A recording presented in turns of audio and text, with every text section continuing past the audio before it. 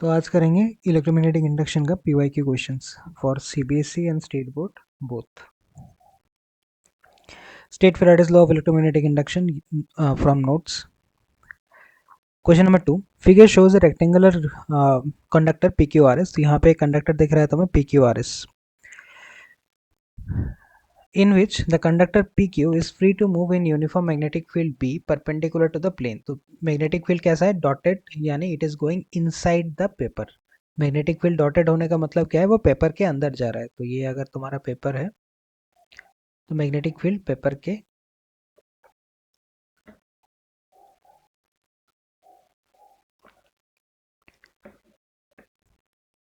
The magnetic field B is perpendicular, और ये dotted का मतलब है magnetic field is coming outside the paper, perpendicular to the paper and coming outside. The field extends from x equal to 0 to b. x से 0 से लेके b तक there is magnetic field, b से twice b तक there is no field. Assume that only the arm PQ can move. This is the arm PQ. ये arm है PQ. अगर सिर्फ PQ मूव कर सकता है और इस आर्म का रेजिस्टेंस कितना है? R. When the arm PQ is pulled from x equal to 0 to twice b. 0 से लेके कहाँ तक खींच के जाना है? 0 से स्टार्ट करके twice b तक खींचना है. And it is then moved backwards from back to 0. तो पहले 0 से लेके twice b तक खींच के इसको यहाँ तक लाएंगे, फिर यहाँ से वापस twice b से इसको 0 तक लेके जाएंगे. With a constant speed v. हमें स्पीड बोला गया है v. Obtain the expression for flux and induced EMF. तुम्हें इस पूरे जर्नी के लिए फ्लक्स का एक्सप्रेशन और इंड्यूस्ड ईएमएफ का एक्सप्रेशन चाहिए फॉर दिस होल जर्नी. ठीक है, तो हमें पूरे जर्नी को ध्यान में रखना है. तो पूरे जर्नी को हम दो हिस्से में डिवाइड कर देंगे, एक फ्रॉम 0 टू b, एक from b to twice b. तो पहले नॉर्मली स्टार्ट करते हैं. एट x इक्वल टू 0, जब ये आर्म यहाँ पे है at x equal to 0, x equal to 0 में इसका कोई मूवमेंट नहीं है. कोई मूवमेंट नहीं है तो कोई ईएमएफ नहीं होगा. तो at x equal to 0 structure कैसा दिख रहा है? Structure is looking like this. Area कितना है? 0. अगर कोई एरिया ही नहीं है तो कोई फ्लक्स भी नहीं होगा. तो at x equal to 0 phi equal to 0. अगर फ्लक्स नहीं है तो ईएमएफ भी नहीं होगा. तो at x equal to 0 flux भी 0 है, ईएमएफ भी 0 है. बट अभी हम सिर्फ फ्लक्स पे ध्यान देंगे. तो हम यहाँ से स्टार्ट करेंगे. At x equal to 0 magnetic flux is 0. ठीक है, अब इसके बाद जाएंगे. अब अगला कहाँ पे लेके जाना है इसको? x इक्वल टू b पे. तो जब x इक्वल टू b पे जाएगा तो your diagram will look like this. अब ये आर्म यहाँ पे आ चुका है PQ, x equal to b पे. तो ये डिस्टेंस है 0, दिस इज b. PQ का लेंथ कितना है? बाय इक्वेशन PQ का लेंथ हम L मान के चलेंगे. अब जब ये b पे आ चुका है तो इसके अंदर मैग्नेटिक फील्ड है अभी. So I will get a flux. कितना होगा फ्लक्स का value? Flux equals to B A cos theta. So हमारे पास मैग्नेटिक फील्ड है B. What will be the area? It is a rectangular shape, और ये वाला साइड B है, ये वाला साइड L है, तो इस रेक्टेंगल का area will be L into B. साथ में कॉस थीटा, कॉस होगा 0 degree, so 1. So you are left with B L B. ठीक है, कॉस 0 डिग्री क्यों होगा? अगर हम इस चीज़ का एरिया देखेंगे तो इसको ज़रा 3D में ध्यान से देखो. 3D में देखोगे तो अभी अभी हमें पता है कि मैग्नेटिक फील्ड पेज के बाहर जा रहा है, और तुम्हारा आर्म जो है वो यहाँ पे आ चुका है PQ. इसका एरिया वेक्टर भी बाहर की तरफ ही होगा. So your area vector and magnetic field दोनों एक ही डायरेक्शन में है, तो दोनों के बीच में एंगल कितना होगा? 0 डिग्री. तो हमें फ्लक्स मिल गया BLB. तो अब हमें चाहिए पूरे रीजन का मीन फ्लक्स. तो इस पूरे रीजन का मीन फ्लक्स कितना होगा? फाई मीन या average will be equals to x equal to 0 में कितना था? 0 प्लस यहाँ पे कितना है? BLB, दोनों का एवरेज. तो your flux will B BLB by 2. तो हमें यहाँ पे मिल गया mean flux is BLB by 2. So the magnetic flux हम यहाँ से लिख लेंगे this, therefore the mean flux is this. ठीक है, अब हमें B तक आ गए हैं. अब B के बाद कहाँ से जाना है? B से हमें ट्वाइस B तक जाना है. तो जब B से ट्वाइस B तक जाएंगे तो यहाँ पे कोई मैग्नेटिक फील्ड नहीं है.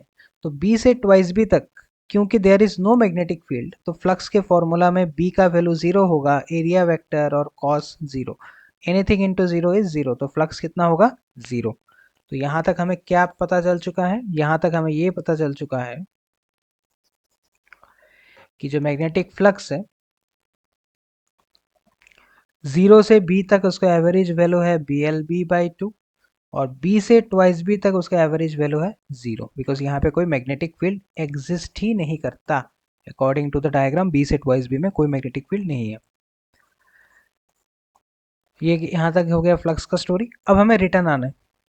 अच्छा,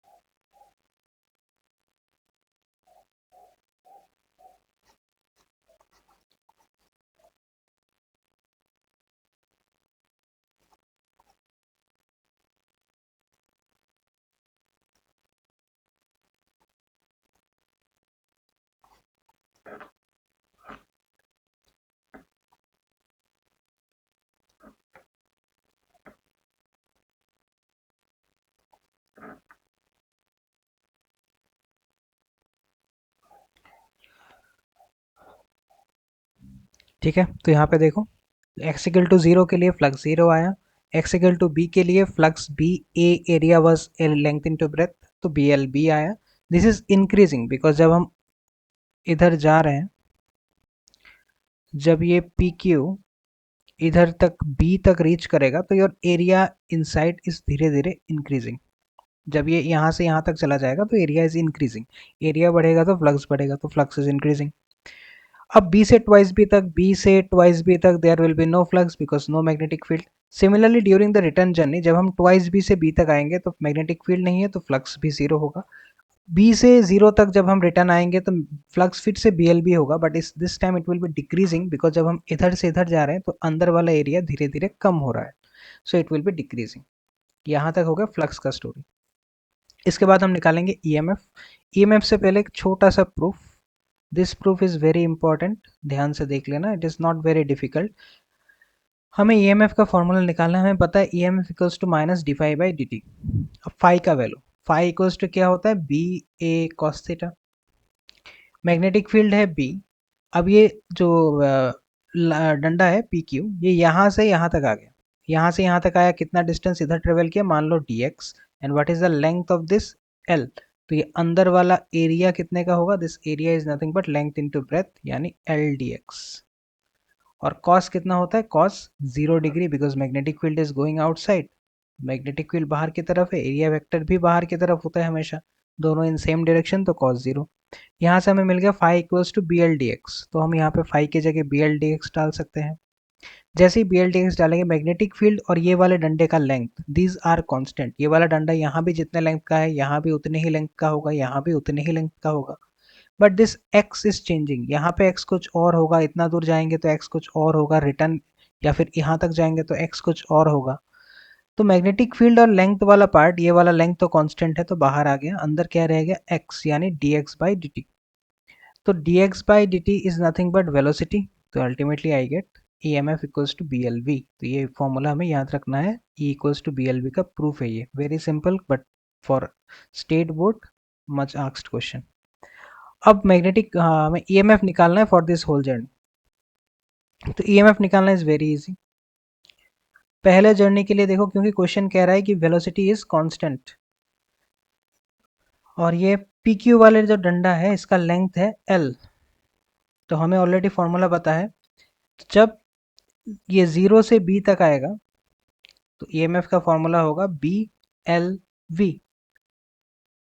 ठीक है, यहाँ से यहाँ तक the formula will be BLV, but formula में एक नेगेटिव साइन है तो the answer will be minus of BLV। सो यहाँ से यहाँ तक the answer will be minus of BLV।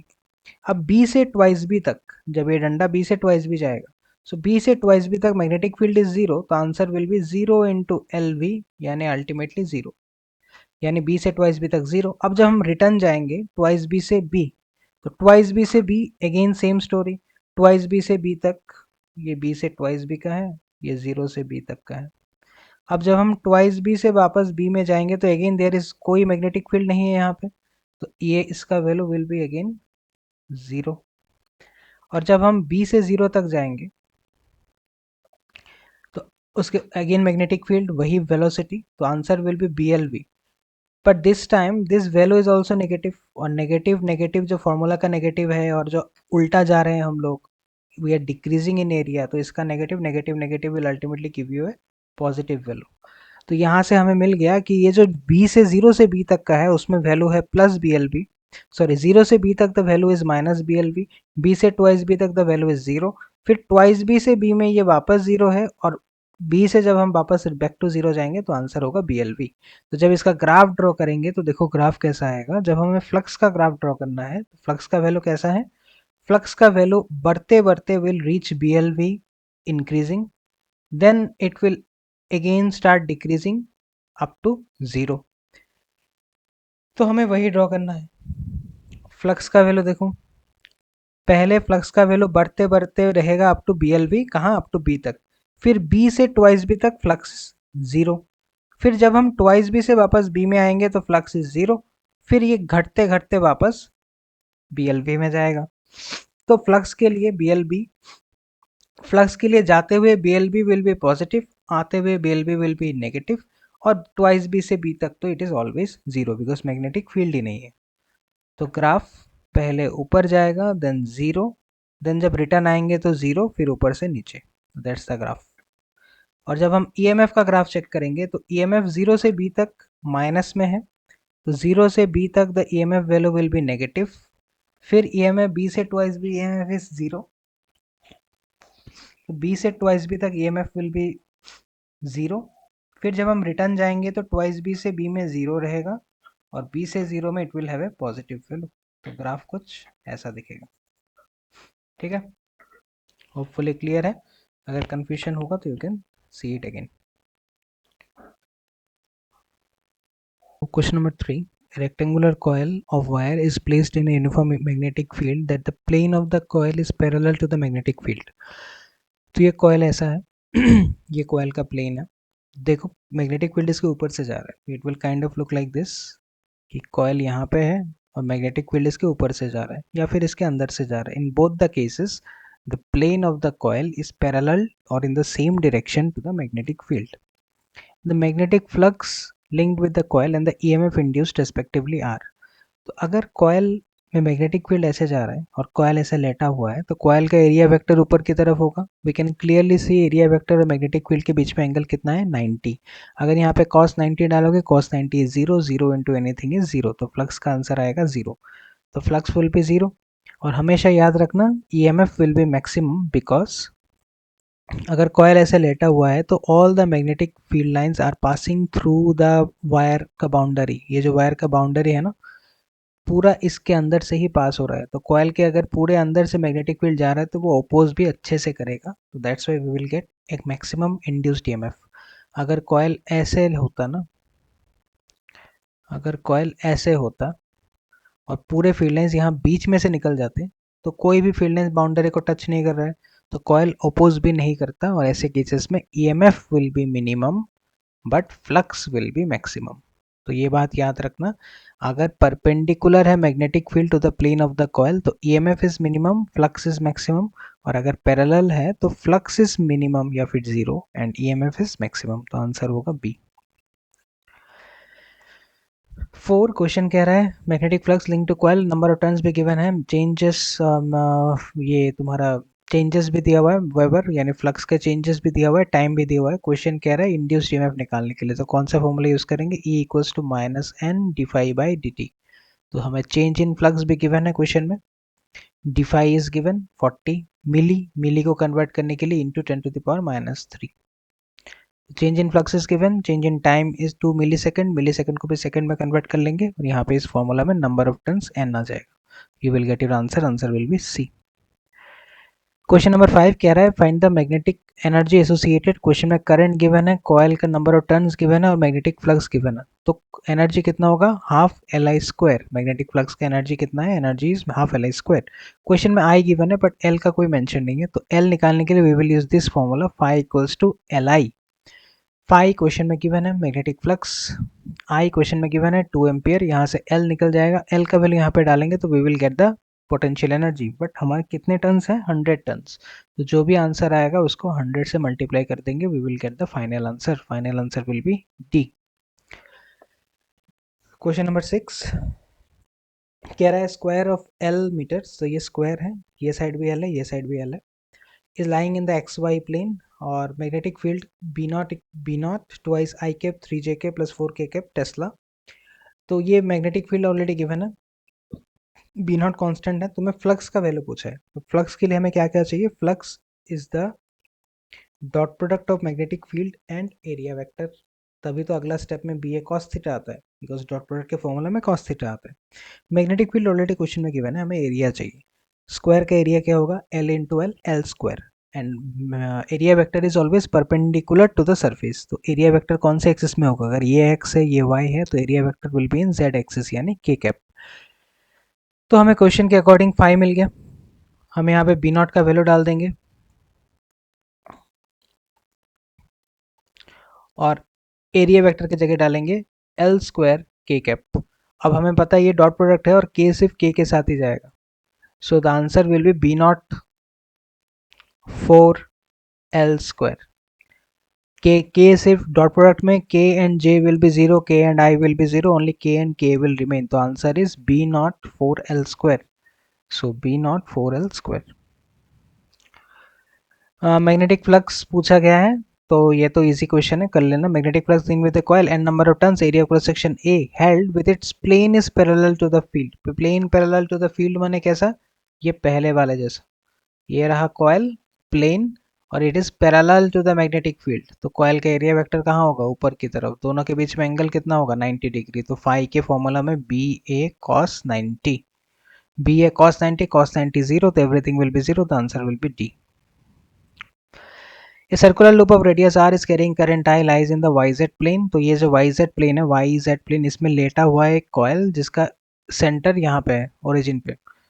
The net magnetic flux through the loop is, तुम्हें इस फ्लक्स लूप में नेट मैग्नेटिक फ्लक्स निकालना है, ठीक है। तो नेट मैग्नेटिक फ्लक्स निकालने के लिए हमें क्या क्या चाहिए, मैग्नेटिक फील्ड एंड एरिया। तो हमने सबसे पहले एज्यूम कर लिया the current is going like this, ठीक है। एक ये एजम्पशन ले लो बिकॉज क्वेश्चन में प्रॉपरली मेंशन नहीं है, बट एग्जाम में I think it will be mentioned. तो दूसरे बुक के क्वेश्चन के according the current is going like this, अगर करंट ऐसे जा रहा है तो using right hand thumb rule, अगर हम right hand thumb rule use करेंगे तो थंब के जब हम फिंगर्स को इस डायरेक्शन में कर्ल करेंगे ना, तो our thumb is pointing downward, तो मैग्नेटिक फील्ड आ गया नीचे की तरफ। अब हम इसका नेट फ्लक्स निकालना है, नेट फ्लक्स निकालने के लिए we will have to once do it for the upper surface, एक बार कॉइल के नीचे वाले सरफेस के लिए करना होगा। कॉइल का दो सरफेसेस के लिए, एक ऊपर वाले सरफेस के लिए, एक नीचे वाले सरफेस के लिए। अपर सरफेस का एरिया वेक्टर ऊपर की तरफ होगा, तो एरिया वेक्टर और मैग्नेटिक फील्ड दोनों 180 डिग्री अपार्ट है, तो flux will be B A cos 180, cos 180 का वैल्यू कितना होता है -1, तो answer will be minus B A. नीचे वाले सर्फ एरिया वेक्टर के लिए एरिया वेक्टर जहाँ पे है मैग्नेटिक फील्ड भी उधर ही है, तो बोथ दोनों के बीच में एंगल 0 है, तो flux equals to B A cos 0। तो कॉस 0 1 होता है, तो आंसर इज बी ए। अब जब हम नेट निकालेंगे, नेट क्या होगा, five one plus five two, तो minus B A plus B A will ultimately give you 0, तो आंसर विल बी 0। ठीक है, तो ये एजम्पशन ले लेना कि current is moving like this. ऊपर लोगे तो भी कोई मैटर नहीं करेगा, आंसर घुमा फिरा के 0 ही होना है, तुम whatever direction you want. अगर तुम करंट ऊपर भी लोगे तो magnetic field according to right hand thumb rule ऊपर की तरफ आएगा, because your finger will curl like this, तो तुम्हारा थंब ऊपर की तरफ पॉइंट करेगा। राइट हैंड थंब रूल, ठीक है, ध्यान रखना, you have to use a right hand. Fingers अगर इधर इस डायरेक्शन में कर्ल करोगे तो thumb will point upwards, magnetic field इधर आ गया। तो ऊपर वाले सरफेस का एरिया वेक्टर के लिए 0 एंगल होगा, नीचे वाले सरफेस के एरिया वेक्टर के लिए एंगल 180 होगा, तो एक प्लस बी होगा, एक माइनस बी होगा, नेट निकालोगे, ultimately answer will again be 0। 9 you have to do on your own. 10 नीचे खुद से करना है। 11 में जाओ। गिवन फ्लक्स दिस, यहाँ पे 5e is in milli weber, milli weber को वेबर में कन्वर्ट करेंगे into 10⁻³ what will be the induced EMF. तो इंड्यूस्ड ईएमएफ निकालना है। इंड्यूस्ड ईएमएफ का फॉर्मूला क्या है, induced EMF equals to D phi by D T. तो फाई की जगह हमने फाई का इक्वेशन लिख लिया, 6t² + 7t+1। अब डी डी टी एक बार इसके साथ जाएगा, एक बार इसके साथ, एक बार इसके साथ, इसके साथ, इसके साथ, इसके साथ। यहाँ से सॉल्व करके हमें इसका आंसर मिल जाएगा 6 × 2t, जैसे डिफ्रेंशिएशन करते हैं यहाँ पे आएगा 7 + 0, तो 12t + 7, टी का वैल्यू कितना लेना है 2, तो टी के जगह हम 2 डाल देंगे, तो 12 × t के जगह 2 + 7, तो 24 + 7 यानी 31 इज योर आंसर। ठीक है, मिली वेबर में, इसको बाद में कन्वर्ट कर लेना 10⁻³ से, तो you will get your final voltage. Simple question, बस ध्यान क्या रखना है, फ्लक्स को ले जाने के लिए D phi by D T, तो we will under use differentiation. इसके बाद वाले क्वेश्चन में जाओ। इसके बाद वाला क्वेश्चन कह रहा है कि there are two coils C1 and C2 are placed close to each other, the magnetic flux linked with the coil C2 varies with current I1। तो यहाँ पे सिर्फ C2 का वाला दिया हुआ है कि C2 में जो फ्लक्स है वो वेरी कर रहा है करंट I1 के साथ। तो दो कॉयल हैं C1 C2 place close to each other, तो मान लो C1, ये मान लो C2 close to each other, इसमें करंट जा रहा है I1, इसके करंट की वजह से इस पे जाके मैग्नेटिक फ्लक्स का चेंज हो रहा है। चेंज इस ग्राफ में गिवन है, शोन इन द फिगर। तुम्हें म्यूचुअल इंडक्शन निकालना है। म्यूचुअल इंडक्शन क्या होता है, phi equals to m × I formula होता है, m stands for mutual inductance. अब कोई भी ग्राफ में हमें ध्यान से देखो, m अगर निकालना है तो we can say m equals to phi by I. Phi कौन से एक्सिस में है, y, i कौन से एक्सिस में है, x, y axis by x axis is nothing but slope, यानी ये निकालने के लिए हमें इस ग्राफ का सिर्फ स्लोप निकालना है। टेक एनी 2 पॉइंट्स, मैंने एक ये वाला लिया है, एक ये वाला लिया है। इस पॉइंट का y कोऑर्डिनेट कितना है 10, x कोऑर्डिनेट कितना है 4, तो 4, 10। इसका y कोऑर्डिनेट कितना है 15, x कितना है 6, तो 6, 15। तो स्लोप निकालने का फॉर्मूला क्या है, y2 - y1 by x2 - x1, खत्म, स्लोप आ जाएगा, you will find mutual inductance, very easy. तो क्या फॉर्मूला है, phi equals to m × I, m equals to phi by I, यानी y axis by x axis, y by x is nothing but slope. तुम्हें कहा गया था rate of change of current that will induced an EMF of 100 volt. तुम्हें rate of change of current निकालना है, यानी D I by D T निकालना है। ईएमएफ कितना होना चाहिए 100, तो ई गिवन है, D I by D T निकालने को बोला है, और एम हम ऊपर से जो वैल्यू आएगा वो यहाँ पे यूज करेंगे, तो you can usually find D I by D T. 14-15 खुद से करना है, याद रखना बल्क जो पीस कहा जाता है ना, मतलब बल्क ऑफ द मैटर, ये बल्क पीस यानी whole of the coil cylinder, जो भी करंट का वायर है उसका पूरा होगा, ऐसा नहीं कि सिर्फ सरफेस में करंट जा रहा है, पूरे बल्क में, यानी उसके अंदर भी मैग्नेटिक फ्लक्स जा रहा है, all the spaces inside the conductor also, bulk. Question number 16, in the given figure a bar magnet is quickly moved towards a conductor, एक कंडक्टर की तरफ क्विकली मूव करेंगे, तो जब नॉर्थ को कॉइल की तरफ लेके जाएंगे तो नॉर्थ का जो मैग्नेटिक फील्ड लाइन या फ्लक्स है it will keep on increasing, जितना फील्ड मैग्नेट सामने जाएगा। अब लेंस को इंक्रीज तो पसंद है नहीं, तो आते हुए नॉर्थ पोल को वो अपोज करेगा बाय क्रिएटिंग अनदर नॉर्थ, क्यों, because north and north repel each other, तो इस आते हुए नॉर्थ को वो अपोज करेगा by creating a north pole. North create करने के लिए current should be in anti clockwise direction, north के लिए करंट एंटी क्लॉकवाइज, साउथ के लिए करंट शुड बी क्लॉकवाइज। तो अगर उसे नॉर्थ क्रिएट करना है तो it will start flowing current in anti clockwise direction. अगर एंटी क्लॉकवाइज होगा तो हम ध्यान से देख सकते हैं कि अगर ये दो प्लेट्स हैं तो करंट ग्रीन प्लेट से निकल के पर्पल प्लेट में घुस रहा है, तो ग्रीन से निकल के पर्पल में जाएगा, तो green will be positive, purple will be negative. तो plate A is positive, plate B is negative, simple. तो नॉर्थ तुम्हारी तरफ चल के आएगा, तो according to Lenz law north को रोकने के लिए will create a north, and to create a north you have to flow current in anti clockwise. तो ये कॉयल अपने इलेक्ट्रॉन्स को एंटी क्लॉकवाइज फ्लो कराना स्टार्ट करेगा, जहाँ जिस वजह से दिस ग्रीन प्लेट से करंट निकल रहा है, पर्पल में घुस रहा है, तो एक प्लस एक माइनस, जिससे निकलेगा वो प्लस, जिसमें घुसेगा वो माइनस। ये ग्राफ है, क्वेश्चन है, when conducting loop of resistance 10 ohm and area this is removed from an external magnetic field acting normally, यानी field coil के perpendicular act कर रहा है, the variation of the induced current in the loop with time t is shown in the figure। तुम्हें total charge निकालना है, very simple question. Charge का formula क्या है, q equals to I into T. I कौन से axis में है, y, t कौन से एक्सिस में है, x, y into x is nothing but area. तो तुम्हें इस ग्राफ का एरिया निकाल लोगे तो you will find q। Area कैसे निकालेंगे, ये दिस इज अ ट्राइंगल, तो half into base into altitude. Base कितना है 2, ऑल्टीट्यूड कितना है 0.5, so area will be nothing but half into 2 into 0.5 यानी half, half into base into altitude, this altitude is 0.5 यानी नथिंग बट हाफ। क्वेश्चन कह रहा है change in magnetic flux through the loop, तो तुम्हें मैग्नेटिक फ्लक्स में change निकालना है, इसके लिए फॉर्मूला है ये वाला यूज करना है तुम्हें, Q equals to minus n by R del phi. ठीक है, तो तुम्हें यहाँ से डेल फाई निकालना है, जो target is to find del phi. R की जगह हम रेजिस्टेंस का वैल्यू यूज करेंगे 10 ओम। नंबर ऑफ टर्न्स अगर वहाँ पे कुछ मेंशन नहीं है तो हम नंबर ऑफ टर्न्स 1 लेके चलेंगे, और Q तो ऊपर वाले स्टेप से निकल जाएगा। तो याद रखना this is a new formula, Q equals to n by R del phi. Question कह रहा है चेंज इन मैग्नेटिक फ्लक्स यानी डेल फाई निकालना है, Q आएगा ऊपर वाले स्टेप से, कैपिटल R ऑलरेडी क्वेश्चन में गिवन है 10 ohm, and number of turns कुछ मेंशन नहीं है तो हम 1 पकड़ के चलेंगे।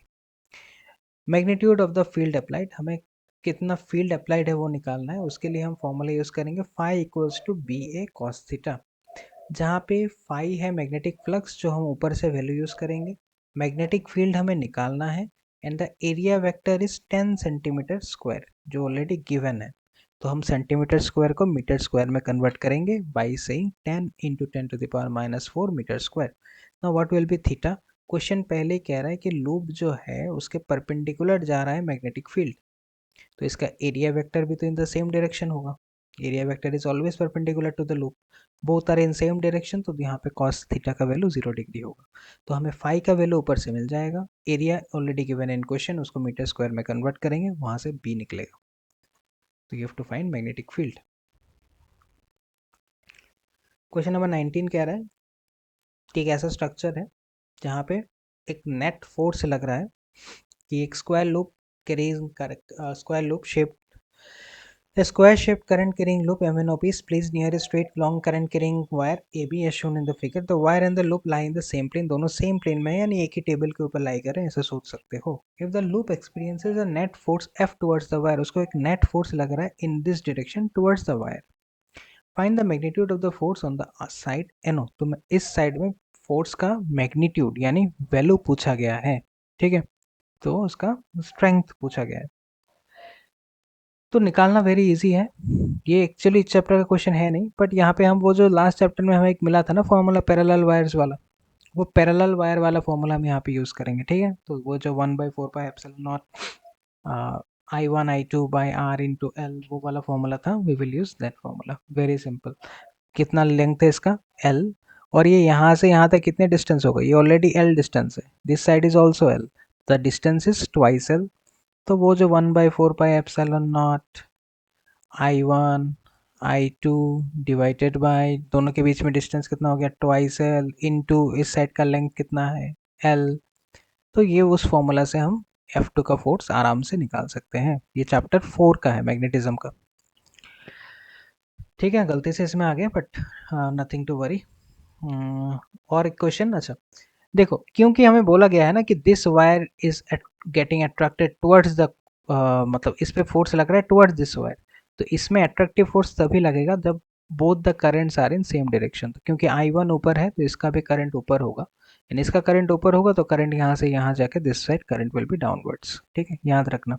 क्वेश्चन कह रहा है कि experiences a force towards this wire, तो this force should be more, मतलब ये इधर जाएगा और ये इधर तभी जाएगा, यानी this will be attracted only when both are in the same direction.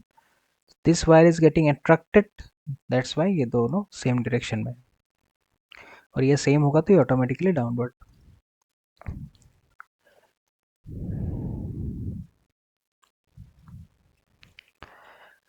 This is a complicated question, ये चाहो तो तुम लोग स्किप कर सकते हो, बट जस्ट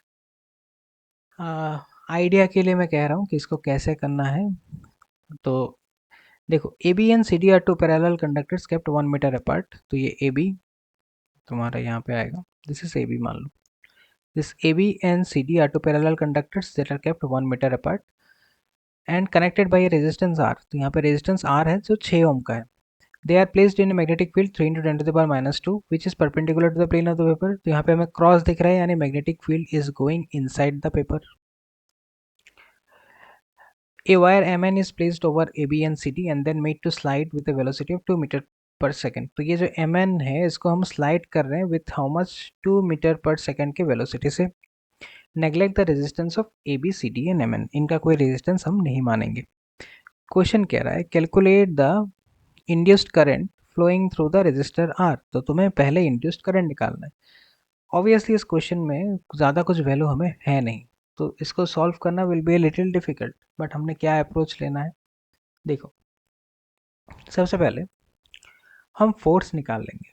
किस चीज़ का फोर्स, लेट अस एज्यूम कि यहाँ पे एक इलेक्ट्रॉन है and that electron is getting moving from here to here, that electron is moving from here to here, तो अगर इलेक्ट्रॉन जाएगा तो करंट रहेगा, मैग्नेटिक फील्ड ऑलरेडी है, तो we can find the force that the electron will feel. Force कितना होगा, B Q V sine theta, जहाँ पे बी होगा velocity, Q is the charge of the electron, B is the magnetic field, and obviously magnetic field इधर है, electron page के ऊपर move कर रहा है, तो दोनों के बीच में angle is obviously 90। Electron page में यहाँ से यहाँ जा रहा है, मैग्नेटिक फील्ड इधर है, तो साइन 91, यहाँ से तुम्हें मिल जाएगा force equals to B Q V. अब हमें वर्क डन निकालना है कि इलेक्ट्रॉन ने कितना काम किया। वो इलेक्ट्रॉन कितना काम करेगा, फोर्स इंटू डिस्प्लेसमेंट, फोर्स कितना लग रहा है बी क्यू वी, इलेक्ट्रॉन यहाँ से यहाँ गया तो डिस्प्लेसमेंट कितना हुआ 1 मीटर, तो work done is force into 1 metre, यानी डब्ल्यू इक्वल्स टू एफ। अब हम ईएमएफ निकालेंगे, या फिर इलेक्ट्रिक, हाँ ईएमएफ कह सकते हो, या फिर पोटेंशियल, ठीक है, ईएमएफ या फिर potential. From chapter 2 we know potential, हमें चैप्टर 2 से पता है potential equals to work done by charge, तो यहाँ से वर्क डन निकल गया, divided by charge we will get the potential, तो पोटेंशियल क्या होगा, work done divided by charge, work done हमारा कितना आ रहा है एफ, डिवाइडेड बाय चार्ज कितना है ई, यहाँ से हमें मिल गया पोटेंशियल, और current is potential divided by resistance, तो पोटेंशियल को रेजिस्टेंस से डिवाइड करेंगे, रेजिस्टेंस कितना है 6 ओम का, तो पोटेंशियल ऊपर से जो भी आएगा एफ बाई ई उसको 6 ओम से डिवाइड कर देंगे and we will get the current. तो it is a little complicated, but ध्यान रखना ये सारे स्टेप्स तुम्हें फॉलो करने हैं अगर ये तुम्हें सॉल्व करना है तो। There is no other way, shortcut तो नहीं है, but following this steps you can solve this.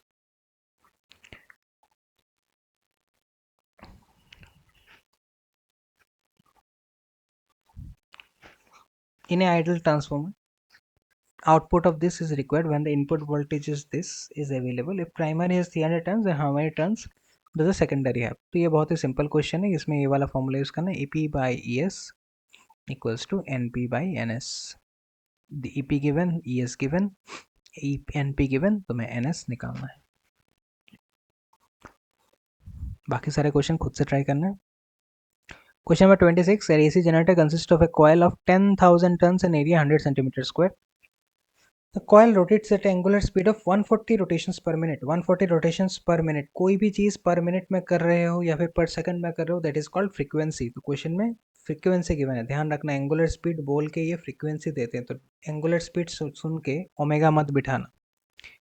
Omega होने के लिए the unit should be radian पर सेकेंड।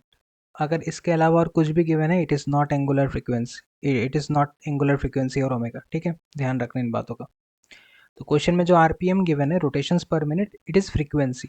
फ्रीक्वेंसी है रोटेशंस पर मिनट, इसको कन्वर्ट करना है रोटेशंस पर सेकंड में, पर मिनट को सेकंड में कन्वर्ट कैसे करेंगे, डिवाइडेड बाय 60। ध्यान रखना 140 रोटेशंस पर minute means 140 rotations divided by 1 minute and 1 minute can be converted into 60 seconds. तो यहाँ से हमें मिल गया फ्रीक्वेंसी। क्वेश्चन कह रहा है find the maximum value of EMF induced. EMF का फॉर्मूला है एन ए बी ओमेगा। ये जनरेटर वाले प्रूफ में देख लेना नोट्स में, जनरेटर के प्रूफ में this is given in the generator proof in notes. E equals to n a b omega. It is called the maximum EMF. अब n तो number of turns, a is the area of the coil जिसको metre square में convert करना होगा, b is the magnetic field जो यहाँ पे given है, टेस्ला सही है SI unit, omega is 2 pi into frequency, 2 pi frequency हम ऊपर से डाल देंगे, we will get E naught. 27 when the current flowing through a coil P decreases from 5 ampere to 0, current अगर decrease यानी DI change in current is given in 0.2 seconds यानी dt is also given, a EMF of 60 volt is induced, E भी given है, calculate the coefficient of mutual induction, very simple, E equals to m di by dt, E given है, DI change in current given है, dt change in time given है, m पूछा गया, ठीक है, यहाँ पे माइनस डाल देना, E equals to minus m di by dt। Question number 28, very important and very tricky question, ठीक है।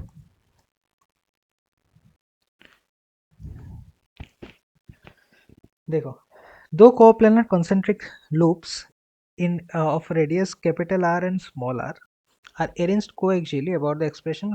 अच्छा, पार्ट वन तो नॉर्मल है, कंसेंट्रिक सर्कुलर कॉइल्स लूप्स वाला जो प्रूफ है ना नोट्स में म्यूचुअल इंडक्शन का, वो वाला करना है, यानी सेकंड म्यूचुअल इंडक्शन प्रूफ। एक कंसेंट्रिक कॉइल्स वाला प्रूफ है, एक सिलेंडर सोलेनॉइड वाला प्रूफ है, so you have to do the coil वाला प्रूफ, सेकंड वन, ठीक। Now a square loop of side 20 cm, एक स्क्वायर लूप है जिसका साइड है 20 cm, starts moving from t equal to 0, time t equal to 0 यहाँ पे है, with a velocity 5 cm प्रति सेकंड, 5 cm पर सेकंड से ये इधर जा रहा है towards a region of uniform magnetic field as shown in the figure। तो this region has uniform magnetic field, ठीक है, ग्रीन लाइंस पे मैं बाद में आ रहा हूँ, पहले यहाँ तक देख लो। Specify the time intervals during which induced EMF is produced. अब इंड्यूस्ड ईएमएफ कब कब होगा, तुम्हें वो टाइम इंटरवल्स बताने हैं। बहुत सिंपली ध्यान से देखो, जब ये कॉइल यहाँ से यहाँ तक आएगा ना, अब कॉइल यहाँ पे है, जब ये कॉइल यहाँ से यहाँ तक रीच करेगा, when the coil will reach up to here, कुछ इंड्यूस्ड ईएमएफ नहीं होने वाला, बिकॉज यहाँ पे कोई मैग्नेटिक फील्ड है ही नहीं, तो induced EMF will B zero. तो बट कॉइल को यहाँ से यहाँ तक आने में टाइम कितना लग जाएगा, ज़रा ध्यान से हम देखते हैं। कॉइल कितना डिस्टेंस ट्रेवल करेगा, 10 सेंटीमीटर। कॉइल अभी यहाँ पे है, यहाँ से यहाँ तक आने के लिए कितना डिस्टेंस और ट्रेवल करेगा, 10 सेंटीमीटर। कॉइल का स्पीड कितना है, 5 सेंटीमीटर प्रति सेकंड, 5 सेंटीमीटर प्रति सेकंड। तो उस हिसाब से हमें पता है distance by velocity equals to time, या फिर velocity equals to distance by time, तो distance by velocity equals to time. तो एट x इक्वल टू 0 जब ये कॉइल यहाँ पे आ चुका है, तो इसने कितना डिस्टेंस और ट्रेवल किया, 10 सेंटीमीटर। तो time equal to distance by velocity, यानी कितना टाइम लगेगा कॉइल को, 2 सेकंड्स। तो जब तक कॉइल इस रेड लोकेशन पे आ चुका है, according to your watch you are already at 2 seconds. अब इसके आगे का कहानी, जैसे ही ये कॉइल धीरे धीरे इसके अंदर एंटर करना स्टार्ट करेगा, फ्लक्स में चेंज होगा, because the coil is now entering A magnetic field. तो जब जब तक ये कॉइल पूरा इसके अंदर आ जाएगा, तब तक कॉइल ने कितना ट्रेवल कर लिया, या फिर तुम्हारा घड़ी का टाइम कितना हो चुका है।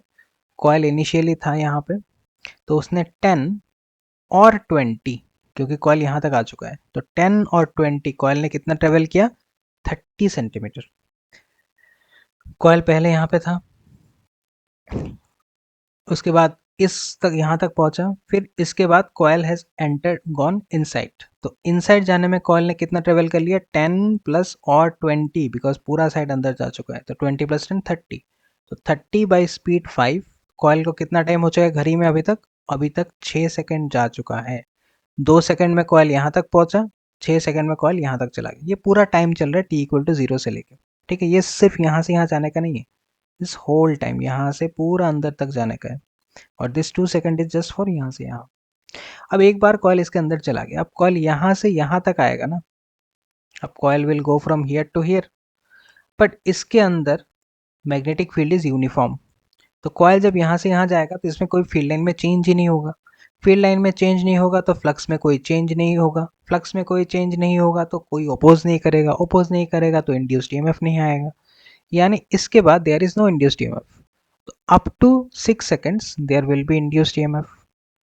दोबारा इंड्यूस्ड ईएमएफ कब होगा? जब वो इसके बाहर जाना स्टार्ट होगा, तब फील्ड लाइंस फिर से घटना स्टार्ट होगा, तो वी विल अगेन गेट, मतलब घटेगा तो चेंज होगा, चेंज होगा तो we will again get induced EMF. अब ये बाहर जाएगा तो ये यहाँ से यहाँ तक पहुँचेगा। अब जब यहाँ से यहाँ तक पहुँचेगा तो कॉयल और कितना बाहर चला गया? 20। अब ज़रा ध्यान से देखते हैं कितना ट्रेवल किया कॉयल ने। पहले 10, फिर 40, फिर 50, 60, कॉयल 60 तक जा चुका है। तो हम पहले पकड़ेंगे कॉयल को यहाँ पे, पहले हम सोचेंगे कि कॉयल यहाँ पे आ चुका है, यहाँ पे आ गया तो कॉयल ने कितना ट्रेवल किया? 40 + 10, 50। तो 50 ट्रेवल करने में कॉयल को कितना टाइम लग गया? 10 सेकेंड। यानी कॉयल जब यहाँ पे है तो टाइम कितना हो चुका है? 10 सेकेंड्स। अब कॉयल यहाँ से बाहर जाना स्टार्ट होगा तो अगेन फील्ड लाइन में चेंज होगा, चेंज होते होते कॉयल अब पूरे तरीके से बाहर आ चुका है। पूरे तरीके से बाहर आने में कॉयल ने कितना ट्रेवल कर लिया? 10 + 40 + और 20, तो 40, 50, 60 + 10, 70। तो 70 में टाइम कितना हो चुका है? 14 सेकेंड्स। यानी कॉयल यहाँ तक जाके पहुंचा। देखो यहाँ से यहाँ जाने का कोई हिसाब हमें नहीं चाहिए, यहाँ से यहाँ जाने का हिसाब लेके फायदा नहीं है, बिकॉज यहाँ पे कोई फील्ड लाइन में चेंज ही नहीं हुआ है।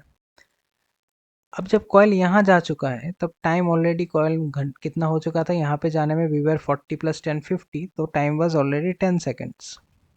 और यहाँ से यहाँ जाने में हो गया 70, तो टाइम इज 14 सेकेंड्स। तो कॉयल कब कब इंड्यूस्ड ईएमएफ क्रिएट करेगा? एक बार जब वो यहाँ से यहाँ एंटर करेगा, बिकॉज फील्ड लाइन में चेंज हो रहा है, यानी 2 सेकंड से 6 सेकंड में एक बार फील्ड इंड्यूस्ड ईएमएफ आएगा। इसके अंदर जब ट्रेवल करेगा तो there will be no induced EMF, but दोबारा जब इसके बाहर जाएगा तो अगेन फील्ड लाइन में चेंज होगा, तो वो दोबारा इंड्यूस्ड ईएमएफ क्रिएट करेगा। और यहाँ तक आने का टाइम क्या था? 10, और यहाँ से बाहर जाने का टाइम क्या है? 14। यानी फिर 10 से 14 सेकंड में ये दोबारा इंड्यूस्ड ईएमएफ क्रिएट करेगा। तो we will again get another induced EMF from 10 to 14, पहला होगा from 2 to 6। So that is what the question was asking कि कौन से ड्यूरेशन में इंड्यूस्ड ईएमएफ मिलेगा। एक मिलेगा 2 से 6 में, एक मिलेगा 10 से 14 में। क्लियर है?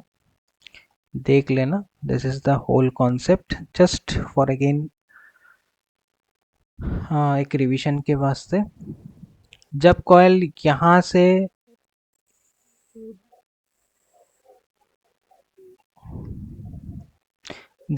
यहाँ से यहाँ तक रीच कर जाएगा तो time will B already 2 seconds. तो यहाँ से स्टोरी स्टार्ट होगा, 0 से 2 तक देयर इज नथिंग बिकॉज तुम फील्ड के बाहर हो। फिर 2 से जब तक ये कॉयल पूरा अंदर आएगा तब 2 सेकंड से 6 सेकंड हो चुका है। 2 से 6 सेकंड में फील्ड लाइन में चेंज होगा, ये 0 से धीरे धीरे फील्ड के अंदर एंटर कर रहा है, there is increase in field lines, field line में चेंज हो रहा है, मैं अपोज करूंगा तो इंड्यूस्ड ईएमएफ आएगा।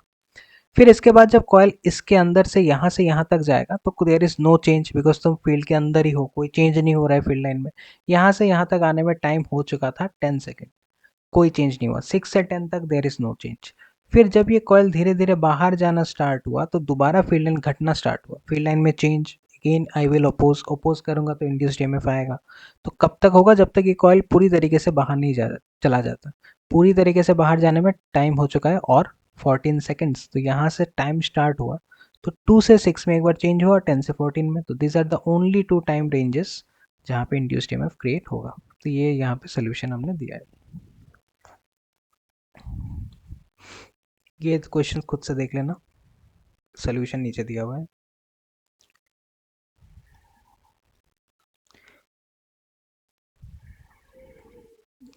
एमसीक्यू क्वेश्चंस खुद से ट्राई करना।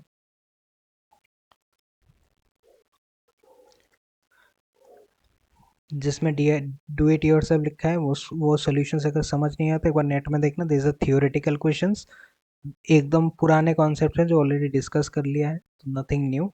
बस एक बार नेट में देख लेना, any question you can ask. Explain the two laws that help us understand this phenomena. दो लॉ क्या क्या है? एक फेराडेज लॉ और एक लेंस लॉ, ठीक है। इसमें दो लॉज होंगे, फेराडेज और लेंस, दोनों काम करेंगे इस पे।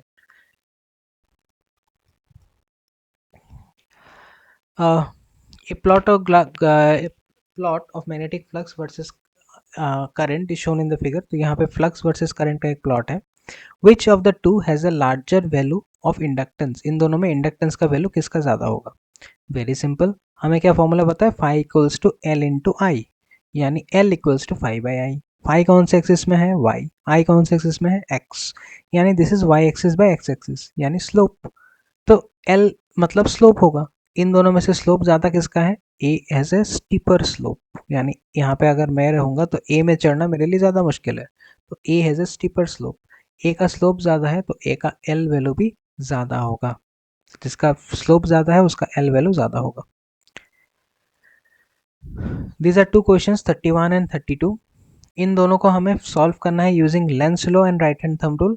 एक छोटा एग्जांपल दिखा रहा हूँ, अगर हम यहाँ पे right hand thumb rule use करेंगे तो current is going like this, तो अगर हम यहाँ पे थंब रखेंगे तो my fingers will go inside, मेरे फिंगर्स इस तरह से कर्ल होंगे कि it will go inside the circle. Inside the circle अगर मैं जा रहा हूँ तो ये 3D में देखने में कुछ ऐसा लगेगा कि field lines are going inside the circle, magnetic field. अब क्वेश्चन कह रहा है कि the current is decreasing, current decrease होगा तो मैग्नेटिक फील्ड लाइन धीरे धीरे कम होंगे। अब अगर मैग्नेटिक फील्ड लाइंस कम होगा तो लेंस लो इसको अपोज करेगा, लेंस लो अपोज करेगा तो लेंस लो क्या चाहेगा कि मैग्नेटिक फील्ड लाइंस बढ़ जाए, बढ़ने के लिए उसे मैग्नेटिक फील्ड लाइंस किस डायरेक्शन में हेल्प करना होगा। अगर गिरता हुआ मैग्नेटिक फील्ड लाइंस को तुम्हें बचाना है तो तुम्हें उसी डायरेक्शन में अपना फील्ड लाइंस क्रिएट करने होंगे, तभी तो कम होता हुआ चीज़ फिर से बढ़ पाएगा। उसी डायरेक्शन में फील्ड लाइंस क्रिएट करने के लिए according to right hand thumb rule your current should flow like this, तभी तुम्हारे हाथ अगर इस डायरेक्शन में रोटेट करेंगे योर फिंगर्स तो your thumb will point inside, तो you will again create a magnetic field in downward direction और help the decreasing magnetic field. तो क्या क्या हो रहा है, अगर हम इस करंट के डायरेक्शन में अपना थंब रखेंगे तो magnetic field line was going inside, इस सर्कल में मेरे उंगलियां अंदर की तरफ जा रहे हैं, अंदर जा रहे हैं तो magnetic field are going down, but ये फील्ड लाइन डिक्रीजिंग है बिकॉज करंट इज डिक्रीजिंग। अब कम होते हुए चीज़ को लेंस लो क्या करेगा, बढ़ाना चाहेगा, बढ़ाने के लिए तुम्हें इसे सपोर्ट करना होगा, सपोर्ट करने के लिए you will also have to give the magnetic field in the same direction, तभी हुई गिरते हुए चीज़ को तुम बचा सकते हो। अब हम सेम डायरेक्शन में देने के लिए हमने चेक किया according to right hand thumb rule, अगर हमारे फिंगर्स इस डायरेक्शन में कर्ल होंगे only then the thumb is pointing inside, तो करंट किधर मूव होगा, इन दिस डायरेक्शन। सिमिलरली इसमें देखो करंट यहाँ पे इंक्रीजिंग है, तो अगर हम इस डायरेक्शन में थंब रखेंगे तो according to right hand thumb rule इधर उंगलियां कर्ल होंगी, तो इस साइड में फिंगर्स आर गोइंग इनसाइड और इसमें मेरे फिंगर्स बाहर आ रहे हैं। तो अगर हम दो कॉइल्स यहाँ पे ड्रॉ कर ले, coil number 1 and coil number 2, coil number 2 में my fingers are going inside, coil number 1 में my fingers are getting going outside. यहाँ पे हाथ थंब रख के चेक कर लो, इधर से उंगलियां अंदर जाएंगी, इधर से उंगलियां बाहर आएंगी। अब क्योंकि ये इंक्रीजिंग है तो मैग्नेटिक फील्ड लाइंस बढ़ रहे हैं, इधर भी बढ़ रहे हैं। अब बढ़ते हुए चीज़ को लेंस क्या करेगा, अपोज करेगा। अब ये बढ़ रहा है तो मुझे अपोज करने के लिए उल्टा देना होगा, अब ये बढ़ रहा है तो अपोज करने के लिए अंदर देना होगा। तो अगर लेंस 1 में मुझे इसका उल्टा क्रिएट करना है तो यहाँ पे फिंगर वर्क कमिंग आउटसाइड, तो मुझे फील्ड लाइंस अंदर की तरफ चाहिए, अंदर जाने के लिए current should flow like this, तभी करंट के डायरेक्शन में अगर मैं अपने उंगलियां रखूंगा तो my thumb will go in the opposite direction यानी इनसाइड। इस केस में my thumb initial field line was going inside, तो उसको उल्टा करने के लिए हमें बाहर की तरफ मैग्नेटिक फील्ड चाहिए, बाहर मैग्नेटिक फील्ड के लिए current should go like this, अगर इस डायरेक्शन में हम अपने उंगलियां कर्ल करेंगे तो थंब इज गोइंग आउटसाइड, तो दिस कॉयल ऐसे करंट फ्लो करेगा ताकि वो मैग्नेटिक फील्ड को अपोज कर सके, और ये कॉयल ऐसे करंट फ्लो करेगा ताकि वो मैग्नेटिक फील्ड को अपोज कर सके। तो यहाँ पे Lenz law and right hand thumb rule both are acting. Try कर लेना, होप अगर नहीं समझ में आया तो यू कैन आस्क।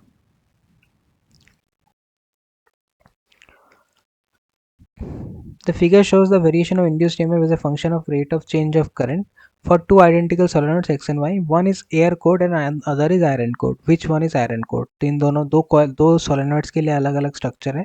क्लियरली दिख रहा है X का EMF ज़्यादा है, Y का EMF कम है। EMF ज़्यादा उसका होगा जिसका आयरन कोड होगा, because iron is a ferromagnetic material. ठीक है, तो very simple question, which one is iron core, X. EMF more in iron core as iron is ferromagnetic, ferromagnetic होने से क्या होता है, वो मैग्नेटिक फील्ड लाइंस को अपने अंदर और कंजेस्ट करके रख सकता है, यानी खींच के रखता है अपने अंदर, ज़्यादा स्प्रेड होने नहीं देता, तो magnetic field become stronger. 34 calculate the self inductance of A coil using the following data obtained. तुम्हें एसी के लिए एक बार सेल्फ इंडक्टेंस निकालना है, एक बार डीसी के लिए निकालना है, ठीक है। तुम यहाँ से कोई भी डाटा चूज कर सकते हो। तो हमने एसी के लिए चूज किया पहला वाला डाटा, ठीक है। You can choose any other data. Voltage कितना गिवन है 3, करंट कितना है 0.5। तुम्हें क्या निकालना है self inductance of the coil. तो हमने फॉर्मूला चूज किया ओम्स लॉ। ओम्स लॉ क्या कहता है V equals to I R, तो R equals to V by I. तो फॉर इंडक्टर रेजिस्टेंस माने एक्सएल, तो resistance equals to V by I. XL का फॉर्मूला होता है ओमेगा इंटू एल। ओमेगा के जगह हमने लिख लिया 2 pi F L V by I. यहाँ से हमें L निकल जाएगा, L equals to V by twice pi F I. But हमें 2 का वैल्यू पता है, पाई का वैल्यू पता है, फ्रीक्वेंसी का वैल्यू भी क्वेश्चन में गिवन है। वोल्टेज भी 3 है, करंट भी 0.5 है, तो यहाँ से L will easily find out, you can easily find out L, ठीक है। एक्सएल के जगह ओमेगा एल, ओमेगा के जगह 2 पाई एफ एल, तो एल एक्सएल का formula is omega into L. Omega की जगह 2 pi F L, V by I, V का वैल्यू हम 3 बिठाएंगे, आई 0.5, 2 पाई एफ की जगह 200 बाई पाई जो क्वेश्चन में गिवन है, और एल यहाँ से आ जाएगा। अब डीसी में एक बहुत ही सिंपल चीज़ होता है, DC current is straight, there is no fluctuation. Fluctuation नहीं है तो फ्रीक्वेंसी जीरो, फ्रीक्वेंसी जीरो होगा तो एक्सएल का वैल्यू भी जीरो होगा, because XL equals to 2 pi F L. Frequency zero तो एक्सएल ऑल्सो जीरो। ये हो गया यहाँ वाला question. When the current through a coil changes at the rate of 1 ampere per second, देखो rate of change of current यानी di by dt is given as 1। ये कितना वोल्टेज इंड्यूस करता है 1 millivolt, 1 into 10 to the power minus 3 volt. What is the coefficient of self induction, self induction का coefficient यानी L निकालना है। कौन सा formula E equals to L D I by D T. D I by D T 1 given है, E 1 10 to the power minus 3 given है, हमें capital L निकालना है सेल्फ इंडक्शन का कोफिशिएंट यानी inductance. Rate of change of current याद ध्यान रखना, ये D I by D T देता है एम्पियर पर सेकेंड। ये सब खुद से ट्राई करना है, ठीक है। ये सब नेट से देख के ट्राई करना। This question you have to search the internet, देख के ट्राई करना, ये नहीं चाहिए question. This is question number 39।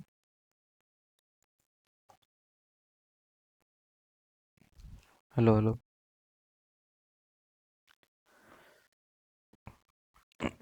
अगला क्वेश्चन नंबर 39। क्वेश्चन नंबर 39 कह रहा है a square loop of side 20 centimetre is initially kept 30 centimetre from the region of uniform magnetic field of 0.1 tesla. ये जो मैग्नेटिक फील्ड का रीजन दिख रहा है 0.1 टेस्ला का, उससे 30 सेंटीमीटर दूर ये एक स्क्वायर रखा हुआ है जिसका each side is 20 centimetre. It is then move towards the right with the velocity of 10 centimetre per second. तो इसको हमने राइट में मूव किया कितने वेलोसिटी से 10 centimetre per second, till it goes out of the field. तो इसको यहाँ से राइट में मूव करते करते एक बार फील्ड के अंदर आएंगे, फिर इसको अल्टीमेटली फील्ड के बाहर लेके जाएंगे। मैग्नेटिक फील्ड कैसा है, magnetic field is perpendicularly down यानी going inside the paper, going inside the paper. Plot a graph showing the variation of magnetic flux through the loop with time t। तो तुम्हें magnetic flux versus time का एक graph draw करना है। पहला काम induced EMF with time t, induced EMF और in the loop निकालना है टाइम t, और इंड्यूस्ड करंट निकालना है इन द टाइम t, और रेजिस्टेंस गिवन है 0.1 ओम। इसका रेजिस्टेंस इस वायर का resistance. Step by step start करते हैं। पहले ध्यान दो, ये लास्ट क्वेश्चन, एक क्वेश्चन जो हमने थोड़ी देर पहले किया था उसके जैसा ही है, ऑलमोस्ट सेम। देखो क्योंकि यहाँ पे हमें ग्राफ ड्रॉ करना है तो तुम्हें अलग अलग सेकंड की स्टोरीज चाहिए। पहला, ये कॉइल यहाँ से यहाँ तक पहुँचने में कितना सेकंड लग जाएगा, पहले मुझे वो वैल्यू चाहिए। यहाँ से यहाँ तक कितना ट्रेवल किया इसने 30 सेंटीमीटर, स्पीड कितना है 10 सेंटीमीटर पर सेकंड, तो टाइम कितना लगेगा 30 सेंटीमीटर ट्रेवल किया 10 के स्पीड से, तो टाइम विल बी 3 सेकेंड्स। तो पहले यहाँ से यहाँ आने में कितना टाइम चला गया मेरा 3 सेकेंड। क्या यहाँ से यहाँ कोई मैग्नेटिक फील्ड है, नहीं, तो फ्लक्स कितना होगा 0, तो इन 3 सेकेंड्स फ्लक्स विल बी 0। अब ये कॉयल यहाँ से इसके अंदर एंटर करेगा, इसके अंदर अगर एंटर करेगा तो कॉयल ने कितना और ट्रेवल कर लिया, यहाँ तक तो वो आ ही चुका था, तो इसने और 20 सेंटीमीटर ट्रेवल किया है। कॉयल यहाँ तक तो आ चुका था 3 सेकंड में, उसके बाद उसने और कितना ट्रेवल किया होगा 20 सेंटीमीटर, बिकॉज इसका साइड 20 का है, तो कॉयल को पूरा अंदर आने में और 20 सेंटीमीटर ट्रेवल करना होगा। 20 सेंटीमीटर ट्रेवल करने में और कितना सेकंड लगेगा 20/10 2 सेकंड्स, यानी कॉयल ने यहाँ पे और 2 सेकंड लिया, पहले 3 ले चुका था, अब यहाँ इसके साथ और 2 सेकंड कॉइल लेगा यहाँ तक आने में। यहाँ आने में पहले फ्लक्स कुछ भी नहीं था, एक भी मैग्नेटिक फील्ड नहीं था, यहाँ आने में मैग्नेटिक फील्ड इंक्रीज हो गया, तो there will be an induced EMF. यहाँ पे फ्लक्स भी होगा, तो यहाँ पे फ्लक्स क्या होगा, यहाँ पे फ्लक्स होगा मैक्सिमम, बिकॉज ये टोटली जीरो फ्लक्स से पूरा अंदर आ चुका है और एरिया धीरे धीरे बढ़ रहा होगा। जैसे ही अंदर आएगा धीरे धीरे धीरे धीरे it's area inside will keep on increasing and increasing and increasing. तो अब जाके फ्लक्स पूरा मैक्सिमम वैल्यू रीच कर चुका है।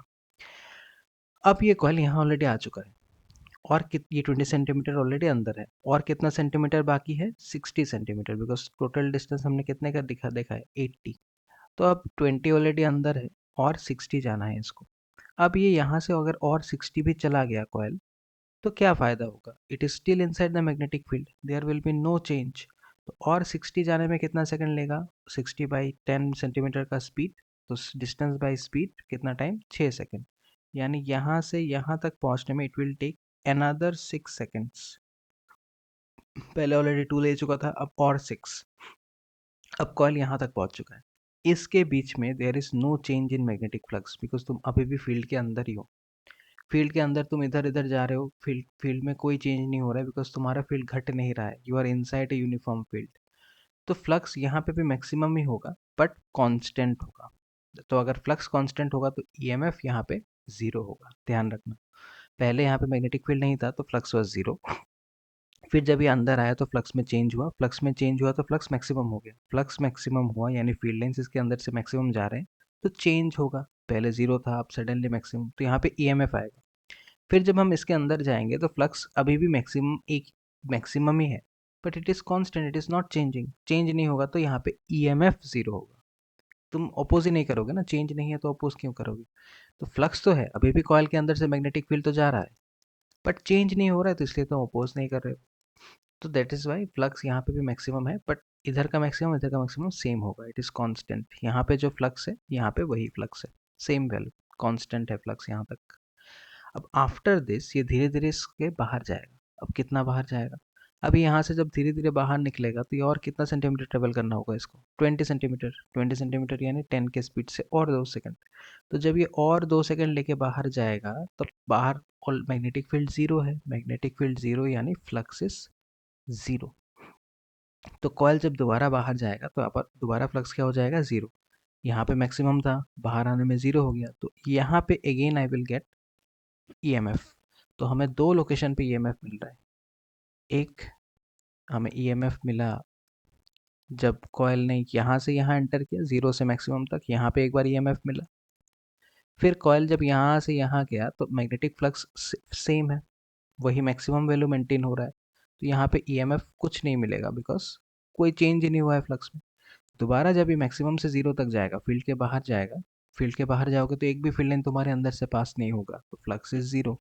तो जब ये मैक्सिमम से जीरो में जाएगा दोबारा इसमें ईएमएफ आएगा, ठीक है, दोबारा इसमें ईएमएफ आएगा, बिकॉज यहाँ पे दोबारा चेंज हो रहा है।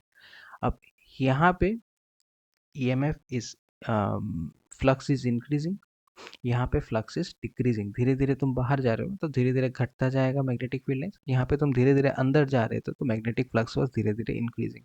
तो खाली ये याद रखना, यहाँ पे फ्लक्स इज धीरे धीरे इंक्रीजिंग, यहाँ पे फ्लक्स इज धीरे धीरे डिक्रीजिंग। अब फ्लक्स का वैल्यू निकालते हैं। फ्लक्स क्या है, magnetic field into area into cos theta. Magnetic field question में गिवन है 0.1 टेस्ला। एरिया, अब ये कॉइल कितने का है, 20 सेंटीमीटर साइड का, 20 सेंटीमीटर का है तो ये इसका एरिया कितना होगा, 20 बाई, एरिया का फॉर्मूला क्या होता है, स्क्वायर का, साइड स्क्वायर।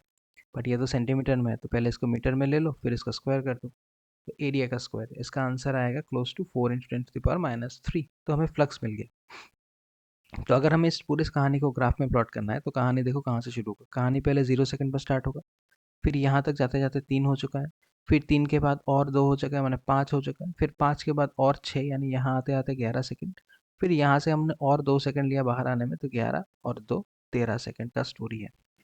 क्लियर है। पहले हम यहाँ से यहाँ गए 30 सेंटीमीटर, 30 सेंटीमीटर जाने में कितना टाइम लग गया, 3 सेकंड, तो 0 से 3। फिर यहाँ 20 सेंटीमीटर और अंदर चला गया कोयल, बिकॉज कोयल का साइड ही 20 का था, तो यहाँ पे और 2 सेकंड हो गया 5 सेकंड।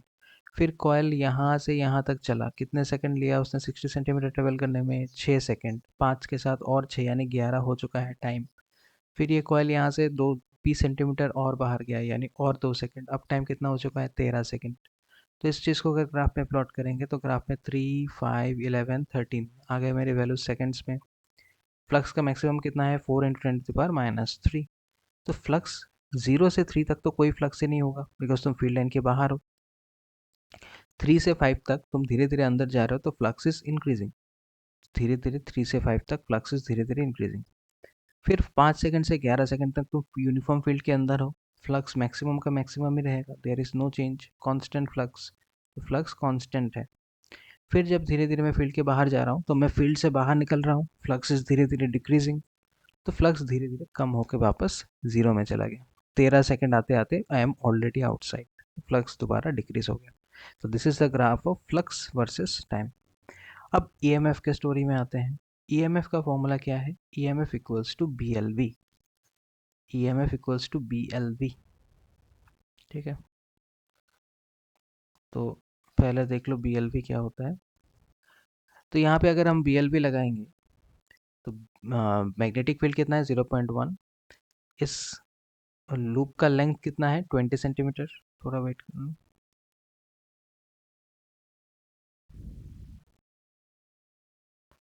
हम्म, तो मैग्नेटिक फील्ड कितना है? 0.1 टेस्ला। इस कॉइल का साइड का लेंथ कितना है? 20 सेंटीमीटर। इसमें वेलोसिटी कितना लग रहा है? 10 सेंटीमीटर पर सेकंड। तो यहाँ पे जब बी एल वी लगाएंगे तो हमें ई एम एफ मिल जाएगा। तो बी एल वी लगा के ई एम एफ कितना आ रहा है? 2 × 10⁻³ पर ध्यान रखो ई एम एफ के फॉर्मूला में the formula is minus of B L V. तो जब ये एंटर करेगा तो B L V is negative. तो जब हम धीरे धीरे फील्ड लाइन में घुसेंगे ना तो ये ओपोज करेगा क्योंकि इंक्रीज हो रहा है। ध्यान से समझना, जब तुम फील्ड लाइन के अंदर जा रहे हो तो योर मैग्नेटिक फ्लक्स इज धीरे धीरे इंक्रीजिंग। अब इंक्रीजिंग मैग्नेटिक फ्लक्स, जब तुम अंदर जा रहे हो तो फ्लक्स तुम पे बढ़ रहा है। तो जब फ्लक्स बढ़ेगा तो लेंस लो ईएमएफ क्या करेगा? ओपोज करेगा, डिक्रीज करने का ट्राई करेगा। That's why it is negative. जब मैं फील्ड लाइन के बाहर जाऊंगा तब फ्लक्स इज धीरे धीरे डिक्रीजिंग। अब डिक्रीजिंग फ्लक्स को ईएमएफ क्या करेगा? इंक्रीज करने का ट्राई करेगा। That is why in the second case जब हम बाहर जाएंगे तो ईएमएफ इज पॉजिटिव। तो पहले ईएमएफ होगा नेगेटिव, बाद में ईएमएफ होगा पॉजिटिव। अब कहानी देखो, 0 से 3 तक तो कोई चेंज ही नहीं था फ्लक्स में, तुम्हारा फ्लक्स ही 0 था because there is no magnetic field. Flux ही नहीं है तो अपोज करने का भी कुछ नहीं है, अपोज करने का कुछ नहीं है तो मैग्नेटिक ईएमएफ भी 0 होगा। फिर 3 से 5 सेकंड तक, 3 से 5 सेकंड तक मैं पहले 0 फ्लक्स में था, अब मैं मैक्सिमम फ्लक्स में आ चुका हूँ 3 से 5 तक।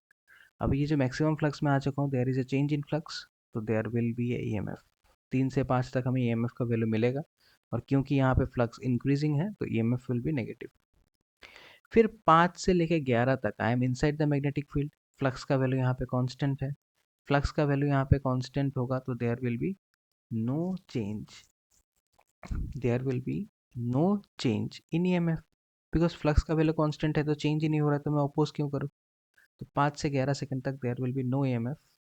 फिर जब 11 से 13 सेकंड में धीरे धीरे मैं इस कॉयल से फील्ड के अंदर से बाहर आऊंगा, there will be again change in flux. इस बार फ्लक्स घट रहा है तो मैंने ईएमएफ दिया बढ़ाने के लिए, तो it is a positive EMF. और क्योंकि ये घट रहा है तो there is a change, change होगा तो मैं अपोज करूंगा, this is my oppose. So that's how I get the graph. ध्यान रखना ये दोनों हाइट सेम होंगे, this height and this height will be same. तो इसका इधर का वैल्यू होगा प्लस कितना है? 2 × 10⁻³ और इधर का वैल्यू होगा -2 × 10⁻³। ये हो गया ईएमएफ वर्सेस टाइम का ग्राफ। लास्ट में बोला है करंट निकालने के लिए, तो करंट क्या होगा? EMF divided by resistance. Question में रेजिस्टेंस गिवन है 0.1 ओम, तो ईएमएफ वर्सेस रेजिस्टेंस का ग्राफ यहाँ पे आ गया। तो I equals to E M F by resistance 2 × 10⁻² ampere. अब जहाँ जहाँ ई एम एफ होगा वहाँ वहाँ करंट होगा। यहाँ पे ई एम एफ 0 है तो यहाँ पे करंट भी 0 से 3 तक 0 होगा। यहाँ पे ई एम एफ नेगेटिव है तो यहाँ पे करंट भी नेगेटिव होगा। यहाँ पे ई एम एफ दोबारा 0 है 5 से 11 तक तो करंट भी यहाँ पे 0 होगा। यहाँ पे ई एम एफ पॉजिटिव है 11 से 13 तक, यहाँ पे करंट भी पॉजिटिव होगा। बस and these two Heights will be same. ये होगा +2 इंटू 10⁻² एम्पियर, ये होगा -2 इंटू 10⁻² एम्पियर. ठीक है, that is the whole story of the graph. तो यहाँ पे हमें बस यही कहानी है और ये 3 ग्राफ क्वेश्चन ने पूछा है. ठीक है, इस तरह के क्वेश्चंस एग्जाम में आ सकते हैं. This are little high level questions but काफ़ी बड़ा मार्क कैरी करते हैं. ठीक है, देखो 2016 का क्वेश्चन है. It was repeated I think 16 के बाद ये दोबारा रिपीट हुआ था आई थिंक 23 में. ठीक है, तो लास्ट 16 में रिपीट हुआ था, उसके बाद it was again repeated in 23. तो गैप कुछ ऐसा गैप रह सकता है, तो इट कैन कम ऑल्सो, तो बी प्रिपेयर्ड. सिंपल क्वेश्चन है, बस थोड़ा टाइम को लेके खेल रहा है वो. तो तुम्हें यहाँ से यहाँ तक का स्टोरी, फिर यहाँ से इसके अंदर आने का, फिर यहाँ से यहाँ तक का स्टोरी, फिर यहाँ से बाहर जाने का. और जहाँ जहाँ मैग्नेटिक फ्लक्स में चेंज होगा वहाँ वहाँ ही ईएमएफ होगा. इसके अलावा EMF will not be there. ये वाले एमसीक्यूज तुम्हें खुद से ट्राई करना है. ठीक है, जिन जिन क्वेश्चन में प्रॉब्लम होगा उनको नेट में एक बार चेक कर लेना. But I think you can do. But एक बार फिर भी नेट में चेक कर लेना. यहाँ पे पूछा है इंड्यूस्ड ईएमएफ निकालना है एट टाइम दिस. तो हमें हमारे पास ईएमएफ का ऑलरेडी फार्मूला प्रेजेंट है, तो यहाँ पे ईएमएफ का फार्मूला डायरेक्ट अप्लाई कर सकते हो. ठीक है, ये वी एम यानी वी मैक्सिमम, तो तुम इसको ऐसे ले सकते हो.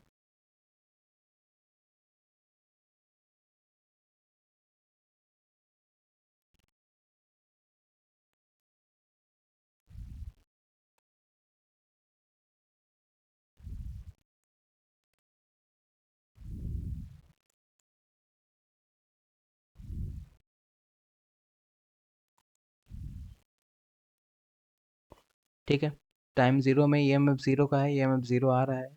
क्वेश्चन कह रहा है टाइम पाई बाई ओमेगा, ये डब्ल्यू नहीं ओमेगा होगा. पाई बाई ओमेगा में क्या होगा, तो जब टाइम हम लेंगे पाई बाई ओमेगा, तो v equals to V M sine omega into time की जगह बिठाएंगे pi by omega. Omega omega cut गया, तो ओमेगा ओमेगा कट जाएगा, तो you will have sine pi sine 180 degree. Sine 180 is 0.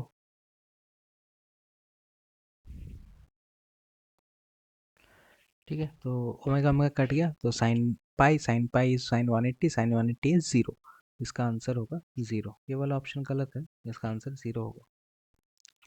तो ये एग्जाम में आ सकता है, सिंपल क्वेश्चन है. बाकी क्वेश्चन एक बार ट्राई करना है, यहाँ पे सारे एमसीक्यू क्वेश्चन है. Look at this question. AC generator generates an EMF E where E equals to 314 sine 50 pi t volt. Calculate the frequency of the EMF. अब यहाँ से very simply देख लो.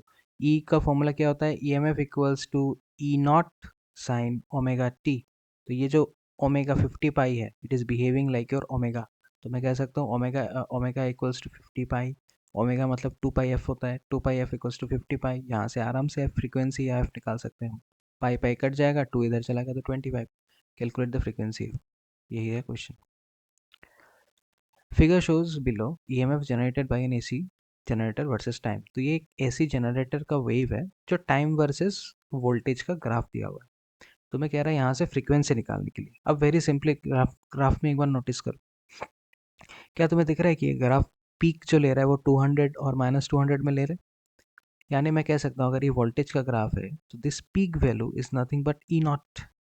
अगर ये ई नॉट है तो मैं कह सकता हूँ ना कि ई नॉट इक्वल्स टू 200. हमें पता है ग्राफ से कि E equals to E naught sine omega T, जहाँ पे this E naught is the maximum value.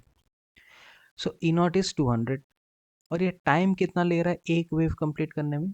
एक वेव का टाइम पीरियड इज 0.10 सेकेंड्स. यानी टाइम पीरियड देखना, not just time, time period for one complete wave is 0.10 seconds. हमें तो पहले से पता है कि time period is nothing but 1 by frequency. तो 1 बाई फ्रीक्वेंसी इज 0.10, तो frequency equals to 1 by 0.10 hertz. खत्म. ठीक है, तो इस क्वेश्चन से फ्रीक्वेंसी पूछा गया. इस क्वेश्चन से ई नॉट भी पूछा जा सकता है. इस क्वेश्चन से ई आर एम एस भी पूछा जा सकता है, E naught by √2. So you can be asked lots of different question. अगर रेजिस्टेंस दे दिया तो करंट भी पूछ सकता है. So what you have to understand कि ये ग्राफ का जो पीक है that is called E naught. ये ग्राफ का जो आगे जाने का टाइम है that time will be called time period. कौन सा टाइम? एक पूरे वेव का time is called a time period. ठीक है,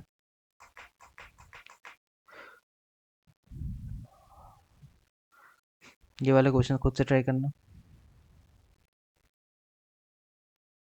इंस्टेंटेनियस वोल्टेज का इक्वेशन निकालना। ठीक है, instantaneous voltage is E equals to E naught sine omega T. ध्यान से देखना, यहाँ पे फ्रीक्वेंसी गिवन है तो तुम्हें ओमेगा निकालना होगा 2 पाई एफ। अब सवाल है ये जो गिवन क्या है, जो भी क्वेश्चन में वोल्टेज गिवन होता है वो हमेशा आरएमएस होता है। तो क्वेश्चन में ई आरएमएस गिवन है 220, तुम्हें आरएमएस से ई नॉट निकालना होगा 220 इंटू रूट टू। तुम्हें ई आर एम एस से पहले ई नॉट निकालना होगा, 50 हर्ट्ज फ्रीक्वेंसी से तुम्हें ओमेगा निकालना होगा, फिर इन सारे वैल्यूज का यूज करके you will put in the equation E naught sine omega T. That's how you get instantaneous EMF. ये ट्राई करोगे, ये ट्राई करोगे, यहाँ पे सारे एमसीक्यूज हैं, this you will try on your own. At what position, ये भी तुम्हें खुद से ट्राई करना है। ठीक है, D Y T I Y मतलब डू इट योर सेल्फ। अब आओ question number I think 56. The energy stored in a solenoid of inductance L is U. The number of turns per unit length of the solenoid is doubled.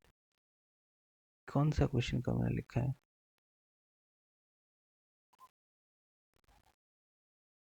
हाँ यही है।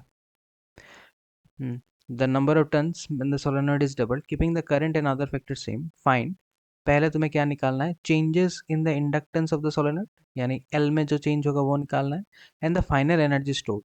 ठीक है, तुम्हें final energy stored भी निकालना है। पहले क्या कह रहा है कि एनर्जी स्टोर्ड जो होगा, that energy stored is U. तो हमें यू का तो फॉर्मूला पता है, U equals to half L I square. The number of turns per unit length of the solenoid is doubled, हमने नंबर ऑफ टर्न्स डबल कर दिए। देखो सोलेनोइड का एक्चुअल इंडक्टेंस का फॉर्मूला क्या है, L equals to mu naught N square A L. तो mu naught constant है, एरिया हमने सेम रखा है, लेंथ हमने सेम रखा है, ओनली क्या किया है, नंबर ऑफ टर्न्स को डबल किया है। तो solenoid is directly proportional to number of turns. तो अगर हम नंबर ऑफ टर्न्स डबल कर देंगे तो नए वाले सोलेनोइड का इंडक्टेंस कितना होगा, L dash equal to mu naught N double हो जाएगा और ए एल हो जाएगा। पहले एन था, अब ट्वाइस एन हो जाएगा number of turns per unit length. तो नया वाला हमें, तो पहले वाला हो गया ये वाला सोलेनोइड, टर्न डबल करने के बाद इंडक्टेंस हो गया ये वाला। पहले वाला एनर्जी तो ऑलरेडी यू गिवन है, तुम्हें पूछ रहा है नया वाला एनर्जी क्या होगा। तो पहला क्वेश्चन नंबर ए तो यहीं पे सॉल्व हो गया, changes in the inductance is this formula, ये हो गया क्वेश्चन ए का आंसर। क्वेश्चन बी कह रहा है एनर्जी स्टोर्ड निकालो, एनर्जी स्टोर्ड क्या होगा, ई इक्वल्स टू हाफ, ये जो नया वाला इंडक्टेंस है एल डैश इंटू आई स्क्वायर। इसमें जब वैल्यू बिठा देंगे तो ये क्या हो जाएगा, हाफ, यहाँ से वैल्यू उठा के ले लो, so you will have mu naught 4 n square A L और साथ में आई स्क्वायर। 4 को यहाँ से हटा के इधर लिख लो, 4 को यहाँ से हटा के बाहर लिख लो, एक ही बात है, मल्टीप्लिकेशन है। बट अगर ध्यान से ऑब्जर्व करोगे तो half mu naught N square A L I square is nothing but, question जो कह रहा था यू, यानी इनिशियल एनर्जी। इस इनिशियल इंडक्टर का जो एनर्जी है, दैट एनर्जी अगर हम इसका निकालेंगे तो U equals to half L I square, यानी ये जो वैल्यू है यू के बराबर है। तो आंसर क्या हो गया, 4u। बस। तो क्वेश्चन क्या कह रहा है, चेंज इन द सोलेनोइड क्या होगा, तो पहला इंडक्टेंस है ये, चेंज कितना होगा, नंबर ऑफ टर्न्स 2 टाइम्स हो जाएगा। पहला स्टोर्ड एनर्जी है ये, इनिशियल जो क्वेश्चन में गिवन है यू, यू का एनर्जी है इतना, तो ये नया स्टोर्ड एनर्जी कितना होगा, हाफ एल नया वाले inductance L dash I square. तो एल डैश का वैल्यू यहाँ पे डाल दो, खत्म। ठीक है, it is a very simple question. ये वाले क्वेश्चंस पूछे पूछे जाते हैं। इसमें देखो धीरे धीरे ये रिंग अभी इस शेप का है, कह रहा है कि ये बड़ा होकर ये सर्कल में कन्वर्ट हो गया। तो बड़ा होकर सर्कल में जाएगा तो एरिया बढ़ेगा, अगर ज़्यादा एरिया ले लेगा number of flux will increase. अगर फ्लक्स इंक्रीज होगा तो लेंस लो क्या करेगा, it will try to decrease, यानी ध्यान से देखो, जैसे इसका एरिया बड़ा हो गया इसमें फ्लक्स बढ़ गया, फ्लक्स किधर जा रहा है, क्रॉस क्रॉस, यानी it is going inside the paper. अगर magnetic field inside the paper जा रहा है तो लेंस लो क्या ट्राई करेगा, ओपोज करने का। ओपोज करने के लिए उसे कहाँ किस डायरेक्शन में फील्ड लगाना होगा, डिक्रीज करने के लिए उल्टे डायरेक्शन में। तो अगर लेंस लो यहाँ पे उल्टे डायरेक्शन में यानी अपवर्ड मैग्नेटिक फील्ड लगाएगा तो current according to right hand thumb rule should go like this. हाथ रख के देख लेना, अगर अपने फिंगर्स को इस डायरेक्शन में कर्ल करोगे तो thumb will point you outside your mobile, जबकि क्रॉस तुम्हें दिखा रहा है कि original field is inside the phone. तो ये डॉटेड स्ट्रक्चर क्या दिखा रहा है कि the field line is outside. हो गया अपोज करना। लेंस क्या करेगा, डिक्रीज करने के लिए हमें क्या करना है, उल्टा फील्ड देना होगा। पहला फील्ड अगर ओरिजिनल फील्ड इनवर्ड्स है तो लेंस अपना फील्ड ऊपर की तरफ देगा। अगर यही स्टोरी एरिया छोटा करने का होता, अगर ये एरिया और छोटा हो जाता तो फ्लक्स डिक्रीज करता। फ्लक्स डिक्रीज करेगा तो लेंस क्या करेगा, इंक्रीज करने का। तो ध्यान से देख लो ये वाला एग्जांपल भी। अगर फ्लक्स डिक्रीज हो रहा है, अभी फ्लक्स कौन से डायरेक्शन में है, नीचे वाले डायरेक्शन में, इसी डायरेक्शन में डिक्रीज हो रहा है। तो लेंस को अगर इंक्रीज करना है तो वो उल्टा नहीं देगा, बिकॉज उल्टा देने से वो और घट जाएगा। तो अगर लेंस को गिरते हुए फील्ड, ये धीरे धीरे कम हो रहा है, अगर ये कम होते हुए चीज को इंक्रीज करना है तो इसे सपोर्ट करना होगा। तो lens will also give the magnetic field in the same direction, because उसको गिरते हुए चीज को बढ़ाना है। ध्यान रखना इन चीजों का। कोई चीज घट रहा है, कम हो रहा है धीरे धीरे, उसे बढ़ाने के लिए उसका अपोज नहीं करोगे, वो और कम हो जाएगा। उसको सपोर्ट करोगे तभी वो गिर रहा है तो धीरे धीरे बढ़ जाएगा। जैसे फॉर एग्जांपल तुम्हारे किसी दोस्त का, अगर मैं मान लो कि यूट्यूब के वीडियो का व्यूज़ कम हो रहा है, तो यूट्यूब का वीडियो का व्यूज़ कम होगा तो तुम ओपोज करने के चक्कर में उसको बढ़ाओगे ना, ताकि तुम उसके गिरते हुए व्यूज़ को ओपोज कर सको, कि उल्टा वीडियो देखना ही बंद कर दोगे, वो तो उल्टा हो जाएगा ना, फिर और गिर जाएगा। सो कोई चीज़ गिर रहा है तो उसको बढ़ाने के लिए उसे सपोर्ट करना होता है। तो गिरते हुए चीज़ को ओपोज करना यानी इंक्रीज करने के लिए we will support the field, और इंक्रीजिंग चीज़ को ओपोज करने के लिए we will decrease the field. ये बातें याद रखना। तो इस क्वेश्चन को सॉल्व करने के लिए will need both right hand thumb rule and Lenz law. ये रहा next question. Stiff wire is bent into a semi circle of radius 1/पाई। तो ये एक स्टिफ वायर है, इसको एक सेमी सर्कल में बेंट किया है जिसका रेडियस है 1/पाई। मैग्नेटिक फील्ड क्रॉस दिया हुआ है यानी it is going inside the paper. ठीक है, magnetic field is going inside the paper, paper के अंदर की तरफ जा रहा है। It is rotated about a diameter with 30 revolutions per second. कोई भी चीज़ पर सेकंड में करोगे तो it is frequency. In a uniform magnetic field, field given है। Calculate the maximum value of EMF induced. तुम्हें मैक्सिमम ईएमएफ पूछा है। एसी जनरेटर के लास्ट प्रूफ में गिवन है मैक्सिमम ईएमएफ का फॉर्मूला क्या है, एन ए बी ओमेगा। एन माने नंबर ऑफ टर्न्स, ए माने एरिया। अब सेमी सर्कल का एरिया कितना होगा, हमें पता है कि एक टोटल सर्कल का एरिया होता है पाई आर स्क्वायर। तो सेमी सर्कल का एरिया कितना होगा, pi R square by 2 into magnetic field B, omega क्या होता है 2 पाई एफ। क्वेश्चन में नंबर ऑफ टर्न्स मेंशन नहीं है तो हम 1 पकड़ के चलेंगे। पाई रेडियस ऑलरेडी क्वेश्चन में मेंशनड है, 1/पाई स्क्वायर, 1/पाई स्क्वायर हो जाएगा तो 1/पाई square into 2। Magnetic field already mentioned है, 2 into 10⁻³ into 2 pi into frequency already mentioned है 30 रेवोल्यूशंस पर सेकंड। सेकंड में है तो कोई कन्वर्शन का ज़रूरत नहीं है। बस इसको सॉल्व करोगे, you will get your E not, maximum EMF. ठीक है, इन चीज़ों का ध्यान रखना। ये वाला प्रूफ इज़ वेरी इंपॉर्टेंट। इसका हमने नीचे सॉल्यूशन भी मैंने दिया हुआ है। A metal rod of length L meters rotates about one end in a vertical plane at a right angle to the magnetic meridian. तो एक मेटल रॉड है जिसका लेंथ है L, कि एक माथा फिक्स्ड है और दूसरा माथा इस तरह से घूम रहा है। ठीक है, making a circle. Vertical plane, तो वर्टिकल यानी वर्टिकली घूम रहा है ये। ठीक है, वर्टिकली घूम रहा है, नॉट इन हॉराइजॉन्टल, ये वर्टिकली चक्कर मार रहा है। At right angle to the magnetic meridian, यानी मैग्नेटिक फील्ड इसके राइट एंगल में जा रहा है। Frequency of the revolution is F hertz. Frequency given है क्वेश्चन में।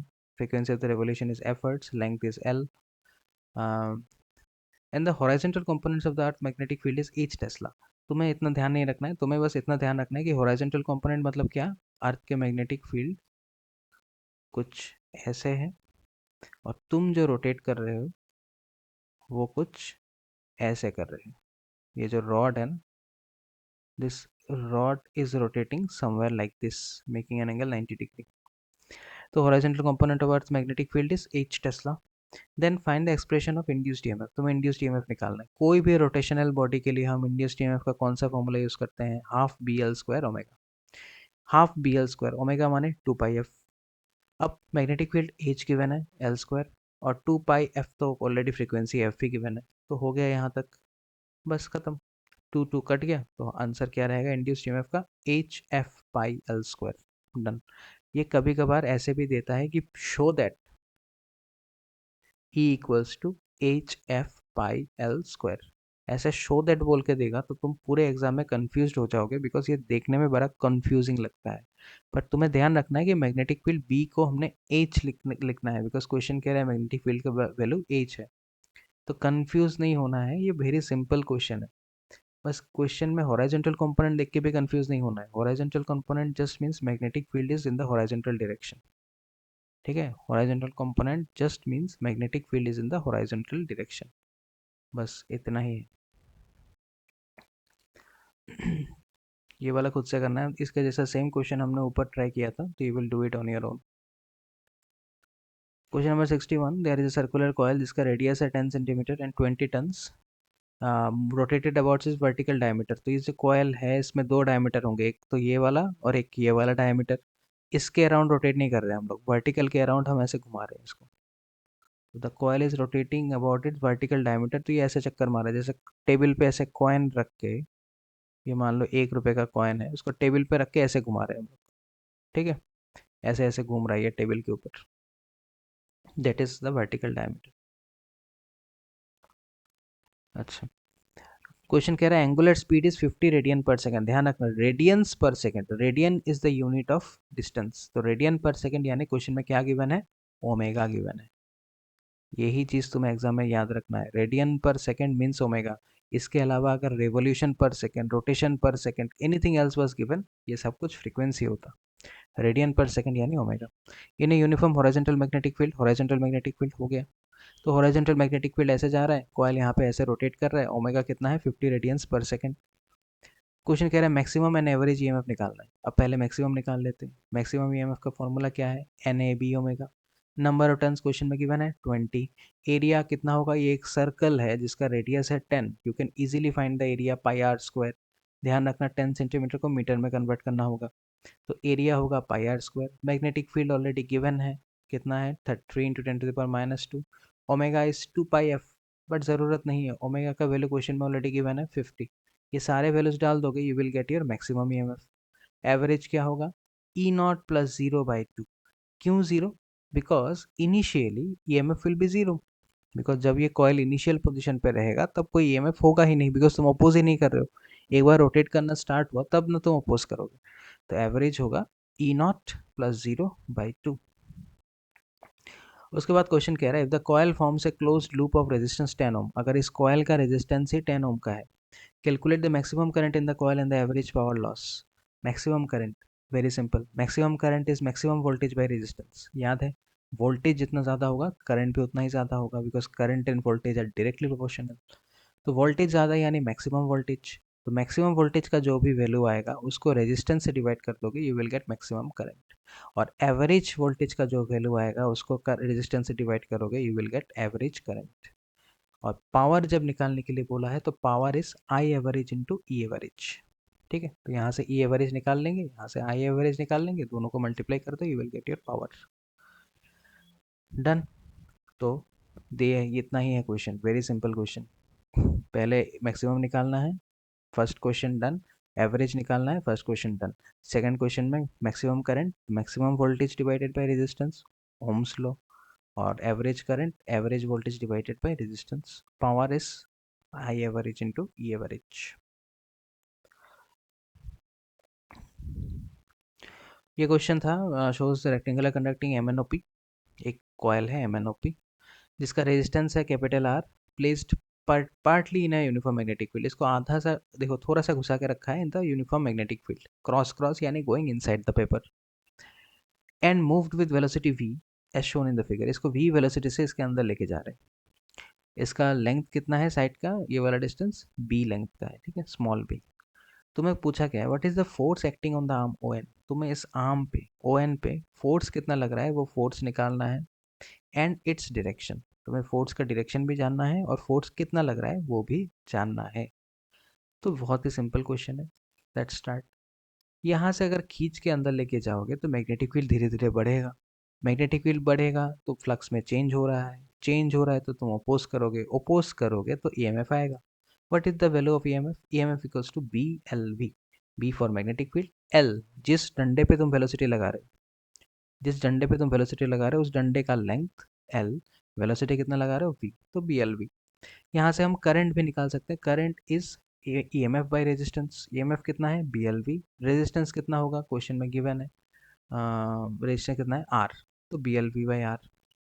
अब हमें फोर्स निकालना है। किसी भी करंट कैरिंग कंडक्टर पे force in a magnetic field निकालने का एक ही फॉर्मूला है, F equals to B I L.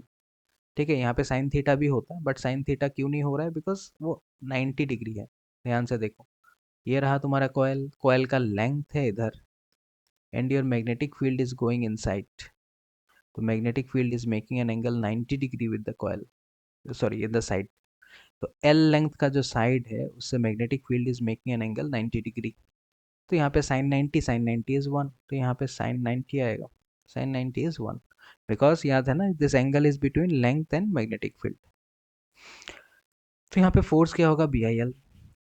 B के जगह बी, आई के जगह हम यहाँ से फॉर्मूला बिठा देंगे, ई के जगह B L V by R, तो B L V by R into length L. यहाँ से फोर्स आ गया B square L square V by R. तो पहला क्वेश्चन डन। ठीक है, फोर्स कैसे निकालेंगे? Right hand thumb rule, sorry left hand Fleming rule. Left hand Fleming rule.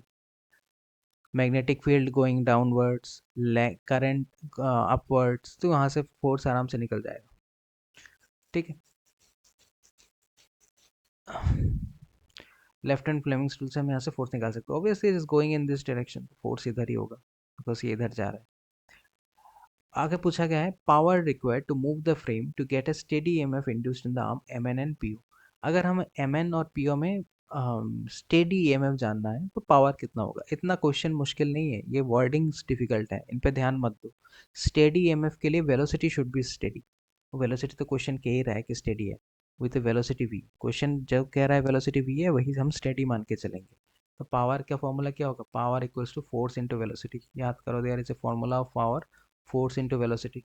Force already यहाँ पे निकल चुका है, वेलोसिटी से मल्टीप्लाई कर देंगे, आ जाएगा पावर।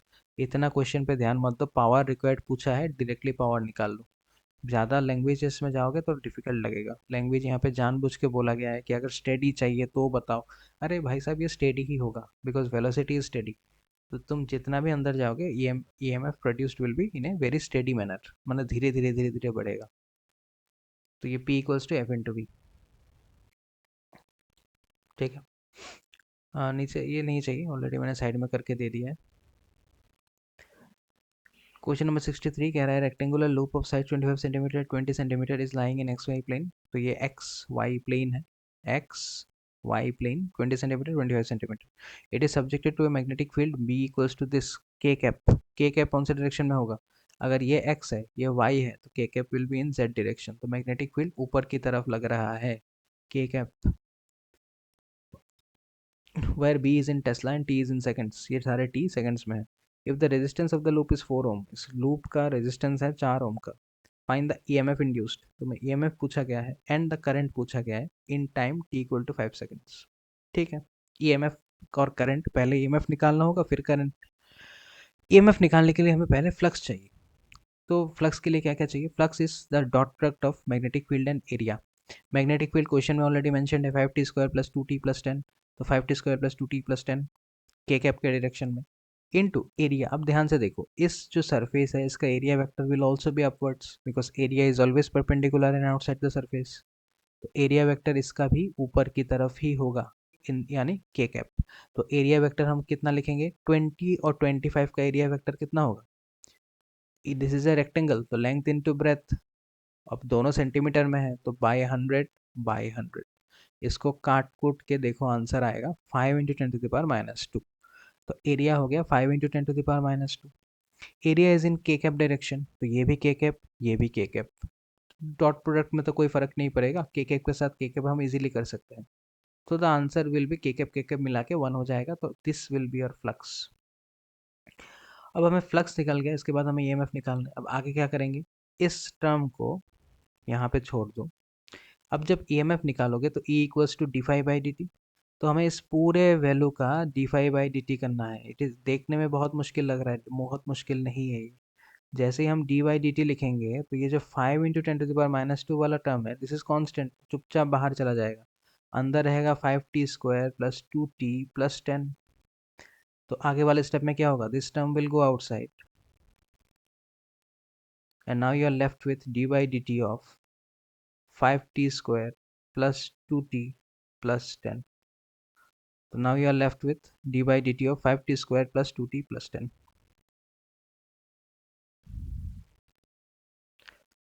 ठीक है, तो इसका डीएमएफ, इसका तो हम करना जानते हैं, पहले इसका करना है, फिर इसका करना है, फिर इसका करना है। ये सब करने के बाद जो फाइनल इक्वेशन आएगा उसमें टी का वैल्यू कितना बिठाना है, 5 सेकंड्स। क्वेश्चन कह रहा है 5 सेकंड्स।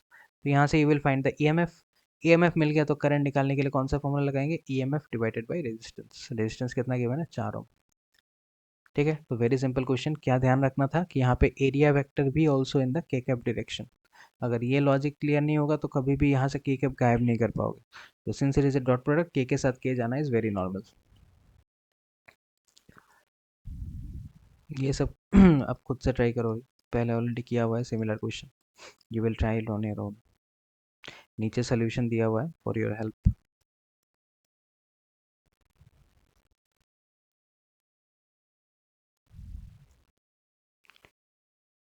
यहाँ पे ए माने एरिया है, ठीक है। Area, area of a rectangle is length into breadth, L into D x, यानी बी एल बी। वो अल्टीमेटली बी एल बी में कन्वर्ट हो जाएगा because magnetic field and L बाहर चला गया, तो D x by D T is velocity.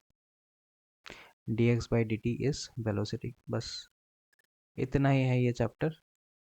So go through all the questions and you need to finish it within 3 to 4 days. That is the maximum time you will have. 3 से 4 दिन के अंदर तुम्हें ये पूरा पीडीएफ कंप्लीट करके मुझे show करना है, ठीक है। सारे डिफ़िकल्ट क्वेश्चंस का मैंने सॉल्यूशन करके दे दिया है। Go through the video once again. अगर किसी भी चीज़ में कन्फ्यूजन है, उसके बाद भी कुछ कन्फ्यूजन है तो you can directly ask me.